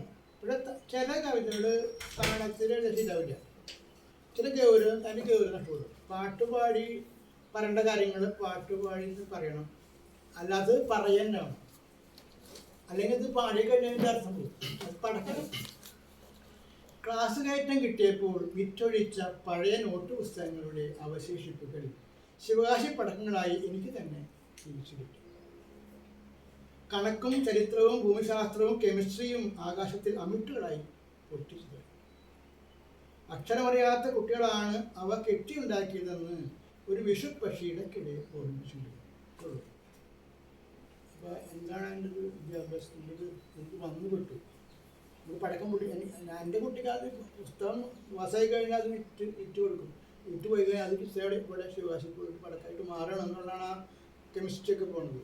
അപ്പോൾ ആ ഒരു എനിക്കാണ് ആ കുറച്ച് വരികൾ വന്നത്. അതുപോലെ പലസ്തീനിലെ വിഷയങ്ങളൊക്കെ വന്ന സമയത്ത് മാഷുടെ കവിത നമ്മളിപ്പോൾ പ്രതിരോധ ചർച്ചകളൊക്കെ നടത്തുമ്പോൾ മാഷ് നമുക്ക് കുറേ ഒരു ഒന്ന് രണ്ട് മണിക്കൂറിലപ്പോൾ അതിനെക്കുറിച്ച് സംസാരിക്കും മാറി മാറി. ജനമാഷ് ഒരു കവിതയായിട്ട് വന്നു കുട്ടികളുടെ ആകാശത്തെ ചോക്കുകൾ രക്തത്തിൽ മുക്കി കുട്ടികൾ ആകാശത്ത് ചിത്രം വരക്കുന്ന ഒരു കവിത മാഷ് അവതരിപ്പിച്ചോടു ആ കവിത ചൊല്ലുന്നതോടുകൂടി അവിടെ പെട്ടെന്ന് നിശബ്ദമായി ആളുകൾ. കാരണം അതിൻ്റെ ഒരു വൈകാരികമായിട്ടുള്ളൊരു ആ കാര്യം നമുക്കത് കിട്ടി. അത് എഴുതിയിട്ടുണ്ട്, പക്ഷെ അതിൽ അതില്ല. സമകാലിക വിഷയത്തില് ശക്തമായിട്ട് ഇടപെടാറുണ്ട് മാഷ്. ഞാൻ തന്നെ സ്നാപ്പായിട്ട് രക്തസാക്ഷിയുടെ കഴുത്തൊക്കെ ഞാൻ ആക്ട് ചെയ്ത് തന്നു, ഓർമ്മയില്ലേ? രക്തസാക്ഷിയുടെ കഴുത്ത്. അങ്ങനെ ഒട്ടനവധി കവിതകളുണ്ട് മാഷിപ്പ. പൊതുവെ മാഷിന്റെ കവിതകളിൽ ഗംഭീരമായ സംഗീതാത്മകത അതിന്റെ അകത്തുണ്ട്. കുരുത്തോലക്കിളിയൊക്കെ അങ്ങനെയാണ് പറഞ്ഞത്. അപ്പൊ കുരുത്തോലക്കിളി എന്ന് പറഞ്ഞ കവിത ശരിക്കും ആ കവിത അവസാനിക്കുന്നോടത്തുണ്ട്. ആ കുരുത്തോലക്കിളിയെ കുറിച്ചൊക്കെ പറഞ്ഞിട്ടുണ്ടാവില്ല മാഷ്? കുരുത്തോലക്കിളി ആ കവിത അവസാനിക്കുന്നത് എങ്ങനെയാന്ന് വെച്ചാല് ആ കിളി പറന്നു പോയിട്ട് തിരിച്ചു വന്നിട്ട് മനസ്സിന്റെ ജില്ലയിൽ കൂട് കൂട്ടിയിട്ട് പിന്നെ പാടിക്കൊണ്ടിരിക്കുന്നത്. ജനമാഷ് പിന്നെ എഴുതാൻ പോകുന്ന കവിതക്ക് മുഴുവൻ ആമുഖമായിട്ടാണ് ആ കവിത നിൽക്കുന്നത്. പിന്നെ ഒടുവിൽ അതേപോലെ തന്നെ മാഷ് പ്രണയം എന്ന് പറഞ്ഞൊരു പുസ്തകം ഗദ്യ കവിതകൾ കൂട്ടിച്ചേർത്തിട്ട് മാഷ് ഈ പദ്യ കവിതകൾ തന്നെ നിരന്തരം എഴുതിക്കൊണ്ടിരിക്കുമ്പോൾ ഗദ്യ കവിതകൾ മുതിർന്നവർക്കും വേണ്ടി അവരെയും കൂടി അഡ്രസ് ചെയ്തുകൊണ്ട് പ്രണയം എന്ന പ്രണയത്തിന്റെ ഒസ്യത്ത് എന്ന് പറഞ്ഞ പുസ്തകം മാഷ. അത് ഗംഭീര അനുഭവമായിരുന്നു. അത് ഓരോ കവിതയും ഗംഭീരമായിട്ടുള്ള ദൃശ്യങ്ങൾ, പ്രണയത്തെ കുറിച്ചുള്ള വ്യത്യസ്തമായിട്ടുള്ള ദൃശ്യങ്ങൾ നമുക്ക് സമ്മാനിക്കുന്ന. ബാല്യത്തിലെ പ്രണയം തുടങ്ങിയില്ല, അമ്മിച്ചോട്ടിൽ ഒളിച്ചിരിക്കുന്നതിനെ കുറിച്ചൊക്കെ പറഞ്ഞു. കുട്ടിക്കാലത്ത് അമ്മിച്ചോട്ടിൽ ഒളിച്ചിരിക്കുന്ന കുട്ടികളുടെ അവർക്കിടയിൽ ഉണ്ടാകുന്ന പ്രണയത്തെ വരെ അഡ്രസ് ചെയ്തുകൊണ്ട് ഓരോ പ്രായത്തിലെയും മനുഷ്യരെ ആ പ്രണയത്തിന്റെ ആ ഒരു വൈകാരികതയിലേക്ക് കൊണ്ടെത്തിക്കുന്ന തരത്തിലുള്ള കവിതകൾ പ്രണയത്തിന്റെ ഒസ്യത്തിലുണ്ട്. അത് തീർച്ചയായും ഷേക്സ്പിയറിന്റെ ഒക്കെ ഇത് ടീച്ചർ വളരെ വിശദമായിട്ട് അതിനെ കുറിച്ച് പറഞ്ഞു. ടീച്ചറുടെ വാക്കിൽ നിന്നൊക്കെ കേൾക്കണം ആ കവിതകൾ. അങ്ങനെ കുറെ എന്തെങ്കിലും കവിതകൾ. പുസ്തകം ഉണ്ടാവും ഒന്ന് എടുക്കാതെ വായിക്കാൻ പറ്റും. അതിന് അതിനെപ്പറ്റി പറയാം. അത് ഈ ഷെൽഫിലാണോ? ഇത് വാസ്തവത്തിൽ ഈ പുസ്തകം ഞാൻ ഒരു 10-50 കവിത എഴുതി. കാരണം ഞാൻ ആർട്ട് എനിക്ക് ആർട്ട് ഓപ്പറേഷനായിട്ട് ആൻജിയോപ്ലാസ്റ്റിക് പുസ്തകം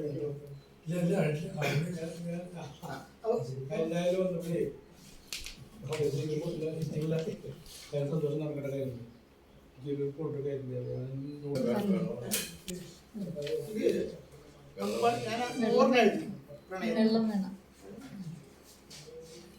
ഞാനിങ്ങനെ വെറുതിരിക്കല്ല, എനിക്കൊന്നും ചെയ്യാൻ പറ്റില്ല. അപ്പോൾ ഞാനിങ്ങനെ പ്രണയത്തിനെ കുറിച്ച് മാത്രം പ്രണയം ഒരു 100 പ്രണയത്തിൻ്റെ വരികൾ അങ്ങനെ എഴുതി. ഞാൻ പിന്നെ എല്ലാം കാണിച്ചു കൊടുക്കണതാണ് മീര. അങ്ങനെ എഴുതി കാണിച്ചു കൊടുത്തത്. അങ്ങനെ കുറേ കഴിഞ്ഞപ്പോൾ ആള് ഓർമ്മ വേണ്ട, ഒരു അമ്പണ്ടാക്കാൻ പറഞ്ഞു. അങ്ങനെയാണ് അമ്പണ്ണ ചുരുക്കിയത്. അപ്പോൾ ഇത് ഞാൻ എഴുതിയപ്പോൾ ഒരു ടിപ്പണി കണ്ടായിരുന്നു. എനിക്കിത് അബദ്ധം പറ്റി. ഈ പുസ്തകം എല്ലാ കവിതയ്ക്കും ഒരു അടിക്കുറിപ്പ് വേണ്ടായിരുന്നു. കാരണം ഇതൊക്കെ ക്ലാസിക് സാധനങ്ങളാണ്. അത് ഞാൻ ആൾക്കാർ ധരിച്ചില്ല എൻ്റെ പ്രണയമെന്ന് ധരിച്ചു. എൻ്റെ പ്രണയം ആൾക്കാർ ധരിച്ചിട്ട് എന്ത് പ്രണയ കവിത ഒരു ധാരണ ആൾക്കാർ അതിനെക്കുറിച്ച് തള്ളിക്കളഞ്ഞു. ഈ പുസ്തകം തള്ളിക്കളഞ്ഞവർ. കാരണം ഇത് ജനമാഷ് എഴുതാൻ പാടില്ലായിരുന്നു. കാരണം ഇത് അവർ ധരിക്കണേ പാടാൻ പറ്റില്ല, പ്രോസസ്സുണ്ട്. അപ്പോൾ അവർ ധരിക്കാൻ എൻ്റെ കവിതകൾ പാടാം. അപ്പോൾ ഇത് അതല്ല, ഞാനത് ഒന്നുമില്ല എന്നിട്ട് വേണ്ടി പറഞ്ഞു. അപ്പോൾ ഞാൻ നോക്കിയപ്പോൾ ഡസ്റ്റ് മുടക്കുണ്ടായില്ലേ, ഡസ്റ്റ് മുടക്കുണ്ടായി. അപ്പോൾ വിളക്കെടുത്ത് അതിൽ 2 വരിയെന്ന് വെച്ചാൽ പുട്ടാവടത്തിൽ ലൈറ്റ് ആൻഡ് പുട്ടാവടത്തിൽ ഫയർ അല്ലേ, പുട്ടാവടത്തിൽ ഫയർ. ഇത് ഡസ്റ്റ് മോണനെ എനിക്ക് കൊല്ലുമ്പോൾ പറയുന്ന ഡയലോഗാണത്. ഈ ലൈറ്റ് വെളിച്ചെടുത്ത് ഈ വെളിച്ചം അത് ഞാൻ അത് ആർക്ക് മനസ്സിലാണെങ്കിൽ ഇത് വേണേ, ഇതറിയണ്ടേ. ഇതൊക്കെ ഇത് ഞാൻ നോക്കുമ്പോൾ ആൾക്കാർക്കൊന്നും മനസ്സിലായില്ല. അതുകൊണ്ട് ഞാൻ ഈ ഖുറാനിലൊക്കെയുള്ള ഉണ്ട് വെളിച്ചെടുക്കുന്നത്. ഇത് അത് പുസ്തകത്തിൽ ഇനി എടുക്കുമ്പോൾ അതിൻ്റെ ടിപ്പണി ഉണ്ടെങ്കിൽ ഇത് ശാന്ത മാഷ് ഇത് തന്നെ എഴുതിയിട്ടുണ്ട്. ഈ കുട്ടാവത്തിലായിട്ട് എഴുതിയിട്ടുണ്ട്. അപ്പോൾ ഇത് കവിത ഞാൻ എഴുതിയപ്പോൾ അത് സാറേ. അപ്പോൾ ഇതാണ് നമ്മുടെ കാഴ്ചപ്പാട് അല്ലേ. എഴുതിയ ആളാരെ നോക്കിയിട്ടാണ് ആ കവിതയുടെ മഹത്വം തീരുമാനിക്കേണ്ടതൊക്കെ. അങ്ങനെ അപ്പം അത് അങ്ങനെ സംഭവം നമുക്ക് ജീവിതത്തിൽ ഉണ്ട്. ഒരുപാട് കവിതകൾ അങ്ങനത്തെ ഉണ്ട്. അത് കുറേ കാണണേ കിട്ടിയില്ല. അതൊരുപാട് കവിത കൊച്ചു കവിത ഞാനിപ്പോൾ ആലോചിക്കുമ്പോൾ നല്ല കവിതയാണോ ഞാൻ തോന്നി വിചാരിക്കുന്നു.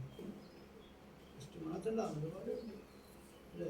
അല്ല നമ്മളെന്ന് പറഞ്ഞില്ലേ പോർഫിയസ് അവരൊക്കെ പറഞ്ഞില്ലേ ബ്രൗണിങ്ങിന്റെ പോർഫിയസ് അവർ എങ്ങനെയൊക്കെ. അപ്പൊ അതെല്ലാം മോഹിനി അടുത്ത് വന്ന ഒരു ഇതില് നമുക്ക് ആവശ്യക ചർച്ചയിലാവും. ഞാൻ പണ്ട് പഠിപ്പിച്ചിട്ടുണ്ട്.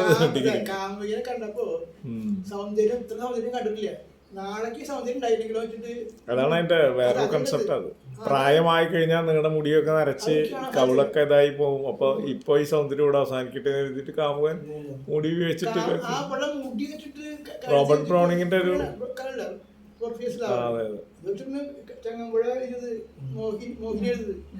കാമനീയതാമമായ എന്നെ കാണണമെന്ന് കാമുകല്ലേ. ആ മതന്റെ ഇന്ന് എനിക്കൊരു അതിന് വേറെ ഇത് അങ്ങനെ കാമനീയ ധാമമായ കാണണമെന്നുള്ളത് കാണണമെന്ന് ഉച്ചഭ്രാന്തിന്റെ രൂപമാണ്. അങ്ങനെ പാടുന്ന മോഹിനി. പിന്നെ ബ്രൗണിങ് അവസാനം പറയുന്നുണ്ട് അങ്ങനെ കഴുത്ത് ഞെരിച്ച് മുടിയിൽ അവളുടെ സ്വർണ്ണമുടി അവളുടെ ഇത് കൊണ്ട് തന്നെ കൊന്നിട്ടും അവളുടെ ചുണ്ടിൽ പുഞ്ചിരി നിൽക്കുന്നുണ്ടായിരുന്നു എന്ന് പറഞ്ഞിട്ട് അങ്ങനെ എന്തോ വരിയുണ്ടായില്ലേ. എന്ന് പറഞ്ഞാല് മരണം എന്നുള്ളത് കാമുകനാൽ കൊല്ലപ്പെടുമ്പോഴും അവള് ഹാപ്പി ആയിരുന്നു. വേറെ ഏത് കവിത നമുക്ക് നമ്മള് കവിത എഴുതി നമ്മള് അക്കിത്ത പറഞ്ഞാല് എൻ്റെ അല്ല എൻ്റെ ഈ കൊമ്പനാനകളെല്ലാം ഈ ഇതൊക്കെ എൻ്റെ അല്ല, ഇതൊക്കെ എവിടെ നിന്നോ നമുക്ക് കിട്ടിയിട്ടുള്ള ഒരു പൈതൃകം കിട്ടിയ അതാണ് എൻ്റെ അല്ല എൻ്റെ ഈ കൊമ്പനാനകൾ എന്ന് പറയുന്ന അക്കിത്തം പറയുന്നത്. ഒരു നമ്മുടെ സ്വന്തമല്ല അത് വേണമല്ലേ. അതായത് ചരിത്രം ഉണ്ടാകുന്നു. ഇപ്പൊ പുതിയ കാലത്ത്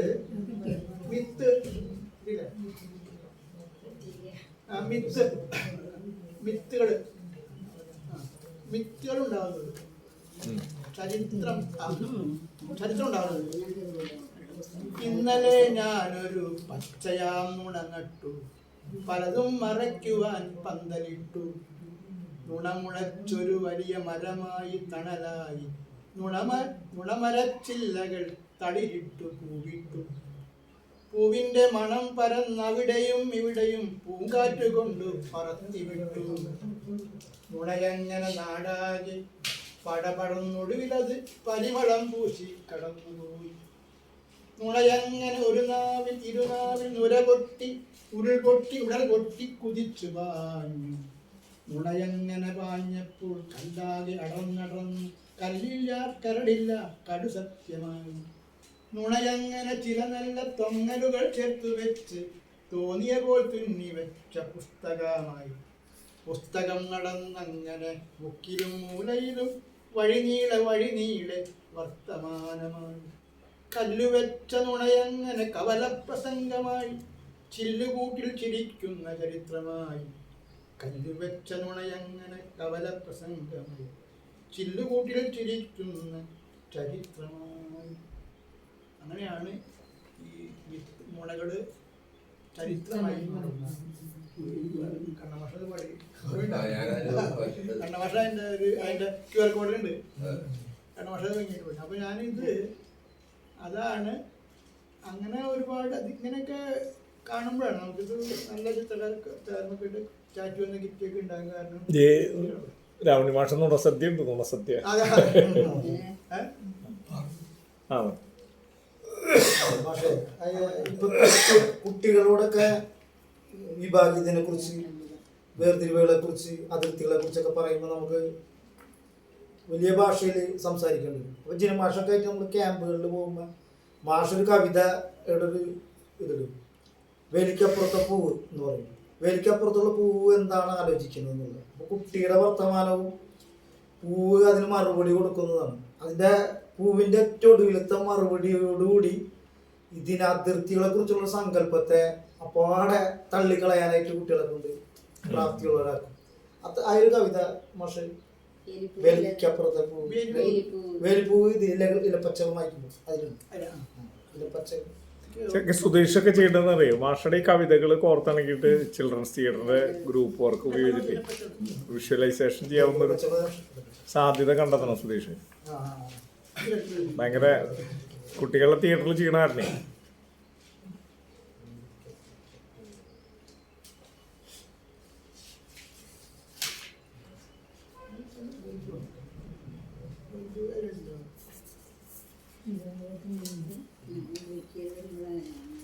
ഏതെങ്കിലും ചെല്ലേ ആ കണക്ക്. ആ അതായത് എനിക്ക് കണക്ക് ഭയങ്കര വിഷമായിരുന്നു. അത് പറയുന്നുണ്ട് ഓലപ്പട ഇരിക്കുമല്ലേ.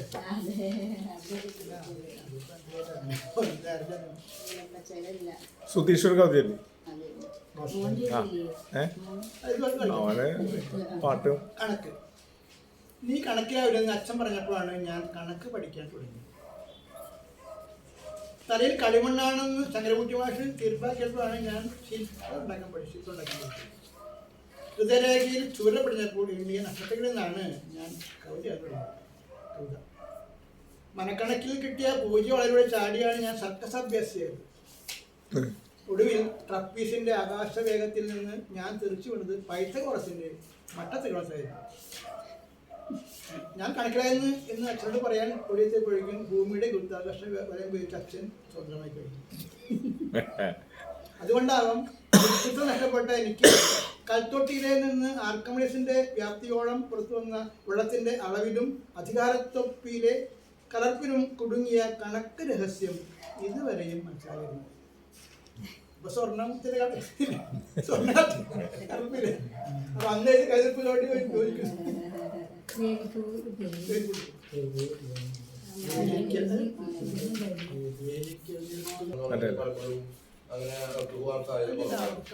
നമ്മൾ ശാസ്ത്രം പഠിച്ചു, ആ ശാസ്ത്രം ഇങ്ങനെ കുട്ടികൾക്ക് കൊടുക്കാം. നമ്മൾ കൊടുക്കുമ്പോൾ ആ ശാസ്ത്രത്തിന്റെ കവിതയ്ക്കൾ കൊടുക്കണം. ഇത് നമ്മൾ ഗ്രഹണം പറഞ്ഞാൽ പോരാ. ഗ്രഹണം എങ്ങനെയാണ് ഉണ്ടാവുന്നത് അതിന് വേറെ കവിത്വത്തിലൂടെ കൊണ്ടുപോകും. ഗ്രഹണം ഞാൻ സൂര്യഗ്രഹണം കണ്ട് ഞാൻ ബാംഗ്ലൂർ ദൂരെയുമുണ്ട്. ബാംഗ്ലൂർ നട്ടുച്ചയ്ക്ക് ഇരുട്ടായി ബാംഗ്ലൂർ. അപ്പോൾ ഇത് എങ്ങനെയാണ് വളരെ അവിടെ കണ്ടാലും കാണാൻ പറ്റുക. ഇതിനെക്കുറിച്ച് കവിത ഉണ്ടാക്കിയാണ്. ഇതിനൊക്കെയാണ് ആദ്യം എഴുതിയൊരു ഇതെന്ന് പറയാൻ പറ്റിയാൽ പ്രണയത്വം. എല്ലാവരും കവിത എഴുതുന്നു, പ്രണയ കവിത തുടങ്ങുള്ളൂ. അങ്ങനെയാണ് എൻ്റെ ശീലം അല്ലേ. അപ്പം അങ്ങനെയാണ് അത് ഇങ്ങനെ എഴുത്തുണ്ടാവുക. പ്രണയം ഉണ്ടാവും, നിരാശയൊക്കെ ഉണ്ടാവും. അപ്പോൾ ഞാൻ അങ്ങനെ എഴുതിയിട്ടില്ല. പക്ഷെ എനിക്കൊരു ആദ്യം എഴുതിയ ഒരു കവിത എങ്ങനെയാണ്: എവിടെയാണു നീ ശാമിനി, വാൽമീകം ഉടൻ ഞാൻ പുറത്ത് വന്നൊരു വേളയിൽ, കല്ലുരുട്ടിക്കയറ്റിയ ഭ്രാന്തന്റെ അട്ടഹാസത്തിൽ അഹന്തീർന്ന വേദാന്തം ഉച്ചരിച്ചു നടക്കവേ നീ എവിടെയാണ് എൻ്റെ ശാമിനി? കണ്ടീര ക്രൗഞ്ചു വചനത്തെ ഉരമ്പ് കൊണ്ട മരാളിയെ ഒന്നുമേ അത്ഭുതം ഞാൻ ഈ ചിതൽപ്പുറ്റിൽ പുറത്തേക്ക് വന്നൊരു പോലൊരു വേടനായിരുന്നു. ഒരു വേടന എങ്ങനെ വീണ്ടും അങ്ങനെ അതാണ് എനിക്ക് അതൊരു പുസ്തകത്തിൽ എനിക്ക് ഒരു വരിയുടെ അച്ചടിച്ച് വന്നല്ലോ. അത് കിട്ടുന്നത് വല്ല വേറൊരു കവിതയ്ക്ക് കിട്ടും, വരി കിട്ടും. ക്രൗഞ്ചും ഇതിനൊക്കെ വരുന്ന കൂരമ്പ് കൊണ്ട മരാടിതം നിൽക്കാവുന്ന കൂരെങ്കിലും തന്നെ നിൽക്കുന്നൊരു വരിയുണ്ട്. യശോദയോട് ചോദിക്കുന്നുണ്ട് ബുദ്ധനോട്, ഇല്ലേ? യശോദന ഇതിലുണ്ട്, ബുദ്ധനോട് ചോദിക്കുന്നത്, ഇക്കരെ ബുദ്ധനായിട്ട് വന്നില്ലേ? ബുദ്ധൻ ഇങ്ങനെ വന്നിട്ട് ഞാനായിട്ട് പോയിട്ട് ഉരുട്ട് പോയാളും എന്നിട്ട് വന്നിട്ട് ഈ ഒരു അരയണത്തിൻ്റെ കാല് മുറിഞ്ഞപ്പോൾ വലുത് പറ്റി കൊടുത്തു. ആ കൂടെ എൻ്റെ ഭാര്യയ്ക്ക് കിട്ടുന്നു. മനസ്സിലായോ? ഞങ്ങളെ ഒറ്റപ്പെടുത്തിയിട്ടുണ്ട്. എൻ്റെ മകൻ രാഹുലിനെയും വീട്ടിൽ നിർമ്മാണത്തിൽ പോയത് സ്വന്തം നിർമ്മാണ അയച്ചു പോയ ആളോട് ചോദിക്കുന്നു. എന്നിട്ട് കണ്ടിട്ട് ആ കൂറെങ്കിലും എൻ്റെ തോന്നിയില്ലോ, എൻ്റെ ഭാര്യയില്ല. ഈ ചോദ്യങ്ങൾ ചോദിച്ചാലാണ് കവികളാണ് തങ്ങളുടെ ചോദ്യം. അതിന് വേണം. അത് വേറൊരു പോയിന്റ് വെച്ചാല് ബുദ്ധൻ പോയിട്ട് സ്വന്തം വീടിനെ കുറിച്ചോ കൊട്ടാരത്തെ കുറിച്ചല്ല ചിന്തിച്ചത്, ലോകത്തിന്റെ ദുഃഖത്തെ കുറിച്ചാണ്. മനസ്സിലായോ? അപ്പൊ അവിടെ വേറെ ഡയമെൻഷൻ ഉണ്ട്. പലതരം കിളികൾ പലരും പല ഭാഷയിലും പല ട്യൂണിലൊക്കെ പാടിയിട്ടുള്ളതാണ്. കതിരണിപ്പാടത്തു കൊത്തിപ്പെറുക്കുന്ന കിളികൾ പലതാണ്, ചിറകടിയൊച്ച പലതാണ്, ചിലതിന്നു പല വർണ്ണ ചേലാണ്. പാടാൻ കൊതിയാർന്ന് പാലപ്പും ചുണ്ടുകൾ ചാലെ പിളർക്കുന്നവ, ആടാൻ കൊതിയാർന്ന് ചേലച്ചിറകുകൾ ചേലിൽ വിരിക്കുന്നവ. കുളിരണിപ്പാടത്തിലെത്തും കിളികൾക്ക് കളികൾ പലതാണ്, കൂടിക്കളിക്കാൻ വരുന്ന കിളികൾക്ക് കൂട്ടുകാർ വേറെയാണ്. പാട്ടുകൾ വേറെയാണ്, ആട്ടങ്ങൾ വേറെയാണ്, അടകൾ വേറെയാണ്. എന്നാലും ഇന്നവർക്കൊന്നായി പറക്കുവാൻ ആകാശമൊന്നാണ്. എന്നാലും ഇന്നവർക്കൊന്നായി പറക്കുവാൻ ആകാശമൊന്നാണ്, ആകാശമൊന്നാണ്.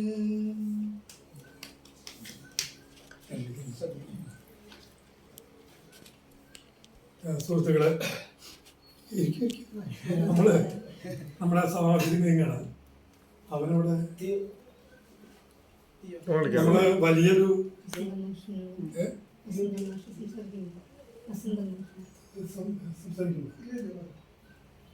നമ്മള് ജിനമാഷ വീട്ടിലെ മാഷ കുടുംബാംഗ സുഹൃത്തുക്കളായിട്ട് കുറെ ആളുകൾ ഒത്തുകൂടിയിട്ടുണ്ട്. ജിനമാഷയുടെ കവിത എഴുത്തിന്റെ 50-ാം വാർഷികം ഈ നാട് വളരെ ഗംഭീരമായിട്ടാണ് കൊണ്ടാടിയത്. നിറഞ്ഞ ദിവസം അനേകം മണിക്കൂറുകൾ എടുത്ത് ആ കവിത വന്ന വഴികളെല്ലാം ഈ നാട് ഹൃദയത്തിൽ ഏറ്റുവാങ്ങുകയുണ്ടായി. അങ്ങനെയുള്ളൊരു നാട്ടിലേക്കാണ് നമ്മൾ വന്നിട്ടുള്ളത്. ഇന്ന് ഇവിടെ മാഷ കുടുംബിനെ നമ്മൾ നേരത്തെ സംസാരിച്ചതാണ്. കൂടാതെ നമ്മുടെ ചിറ്റൂർ ഗവൺമെൻറ് കോളേജിലെ മലയാള സംഗീത വിഭാഗം മേധാവി ഡോക്ടർ ശ്രീജ കെട്ടി നമ്മുടെ കൂടെ വന്നിട്ടുണ്ട്. ശ്രീജ ടീച്ചറുണ്ട്. പിന്നെ നമ്മുടെ കാവിശികയുടെ ആസ്ഥാന ഗായകനായ തിയോ വന്നിട്ടുണ്ട്. മാത്രമല്ല വീട്ടിൽ മാഷ 2 സഹോദരന്മാർ വന്നിട്ടുണ്ട്. കലാകാരൻ കൂടിയായ വസന്തൻ, പിന്നെ ജീവൻ എന്നിവരും വന്നിട്ടുണ്ട്. അങ്ങനെ എല്ലാ അർത്ഥത്തിലും വളരെ ഇൻറ്റിമേറ്റ് ആയിട്ടുള്ള ഒരു കൂടിച്ചേരലാണ്. പിന്നെ കാവിശികയുടെ ഒരു മുൻനിര പ്രവൃത്തിയായിട്ടുള്ള CG രാഘ തുടക്കം മുതലേ ഈ കാര്യത്തിനെല്ലാം നിൽക്കുന്നുണ്ട്. ഇപ്പം നമ്മുടെ കണ്ണൻ മാഷ നേതൃത്വത്തിലാണ് ഞങ്ങളെല്ലാം വന്നിട്ടുള്ളത്. നമ്മുടെ തീയോ പാട്ടുപാടാ തീയോ ഒരു കാവിശികയുടെ ആസ്ഥാന ഗായകനാണ്. തീയോ പാടും.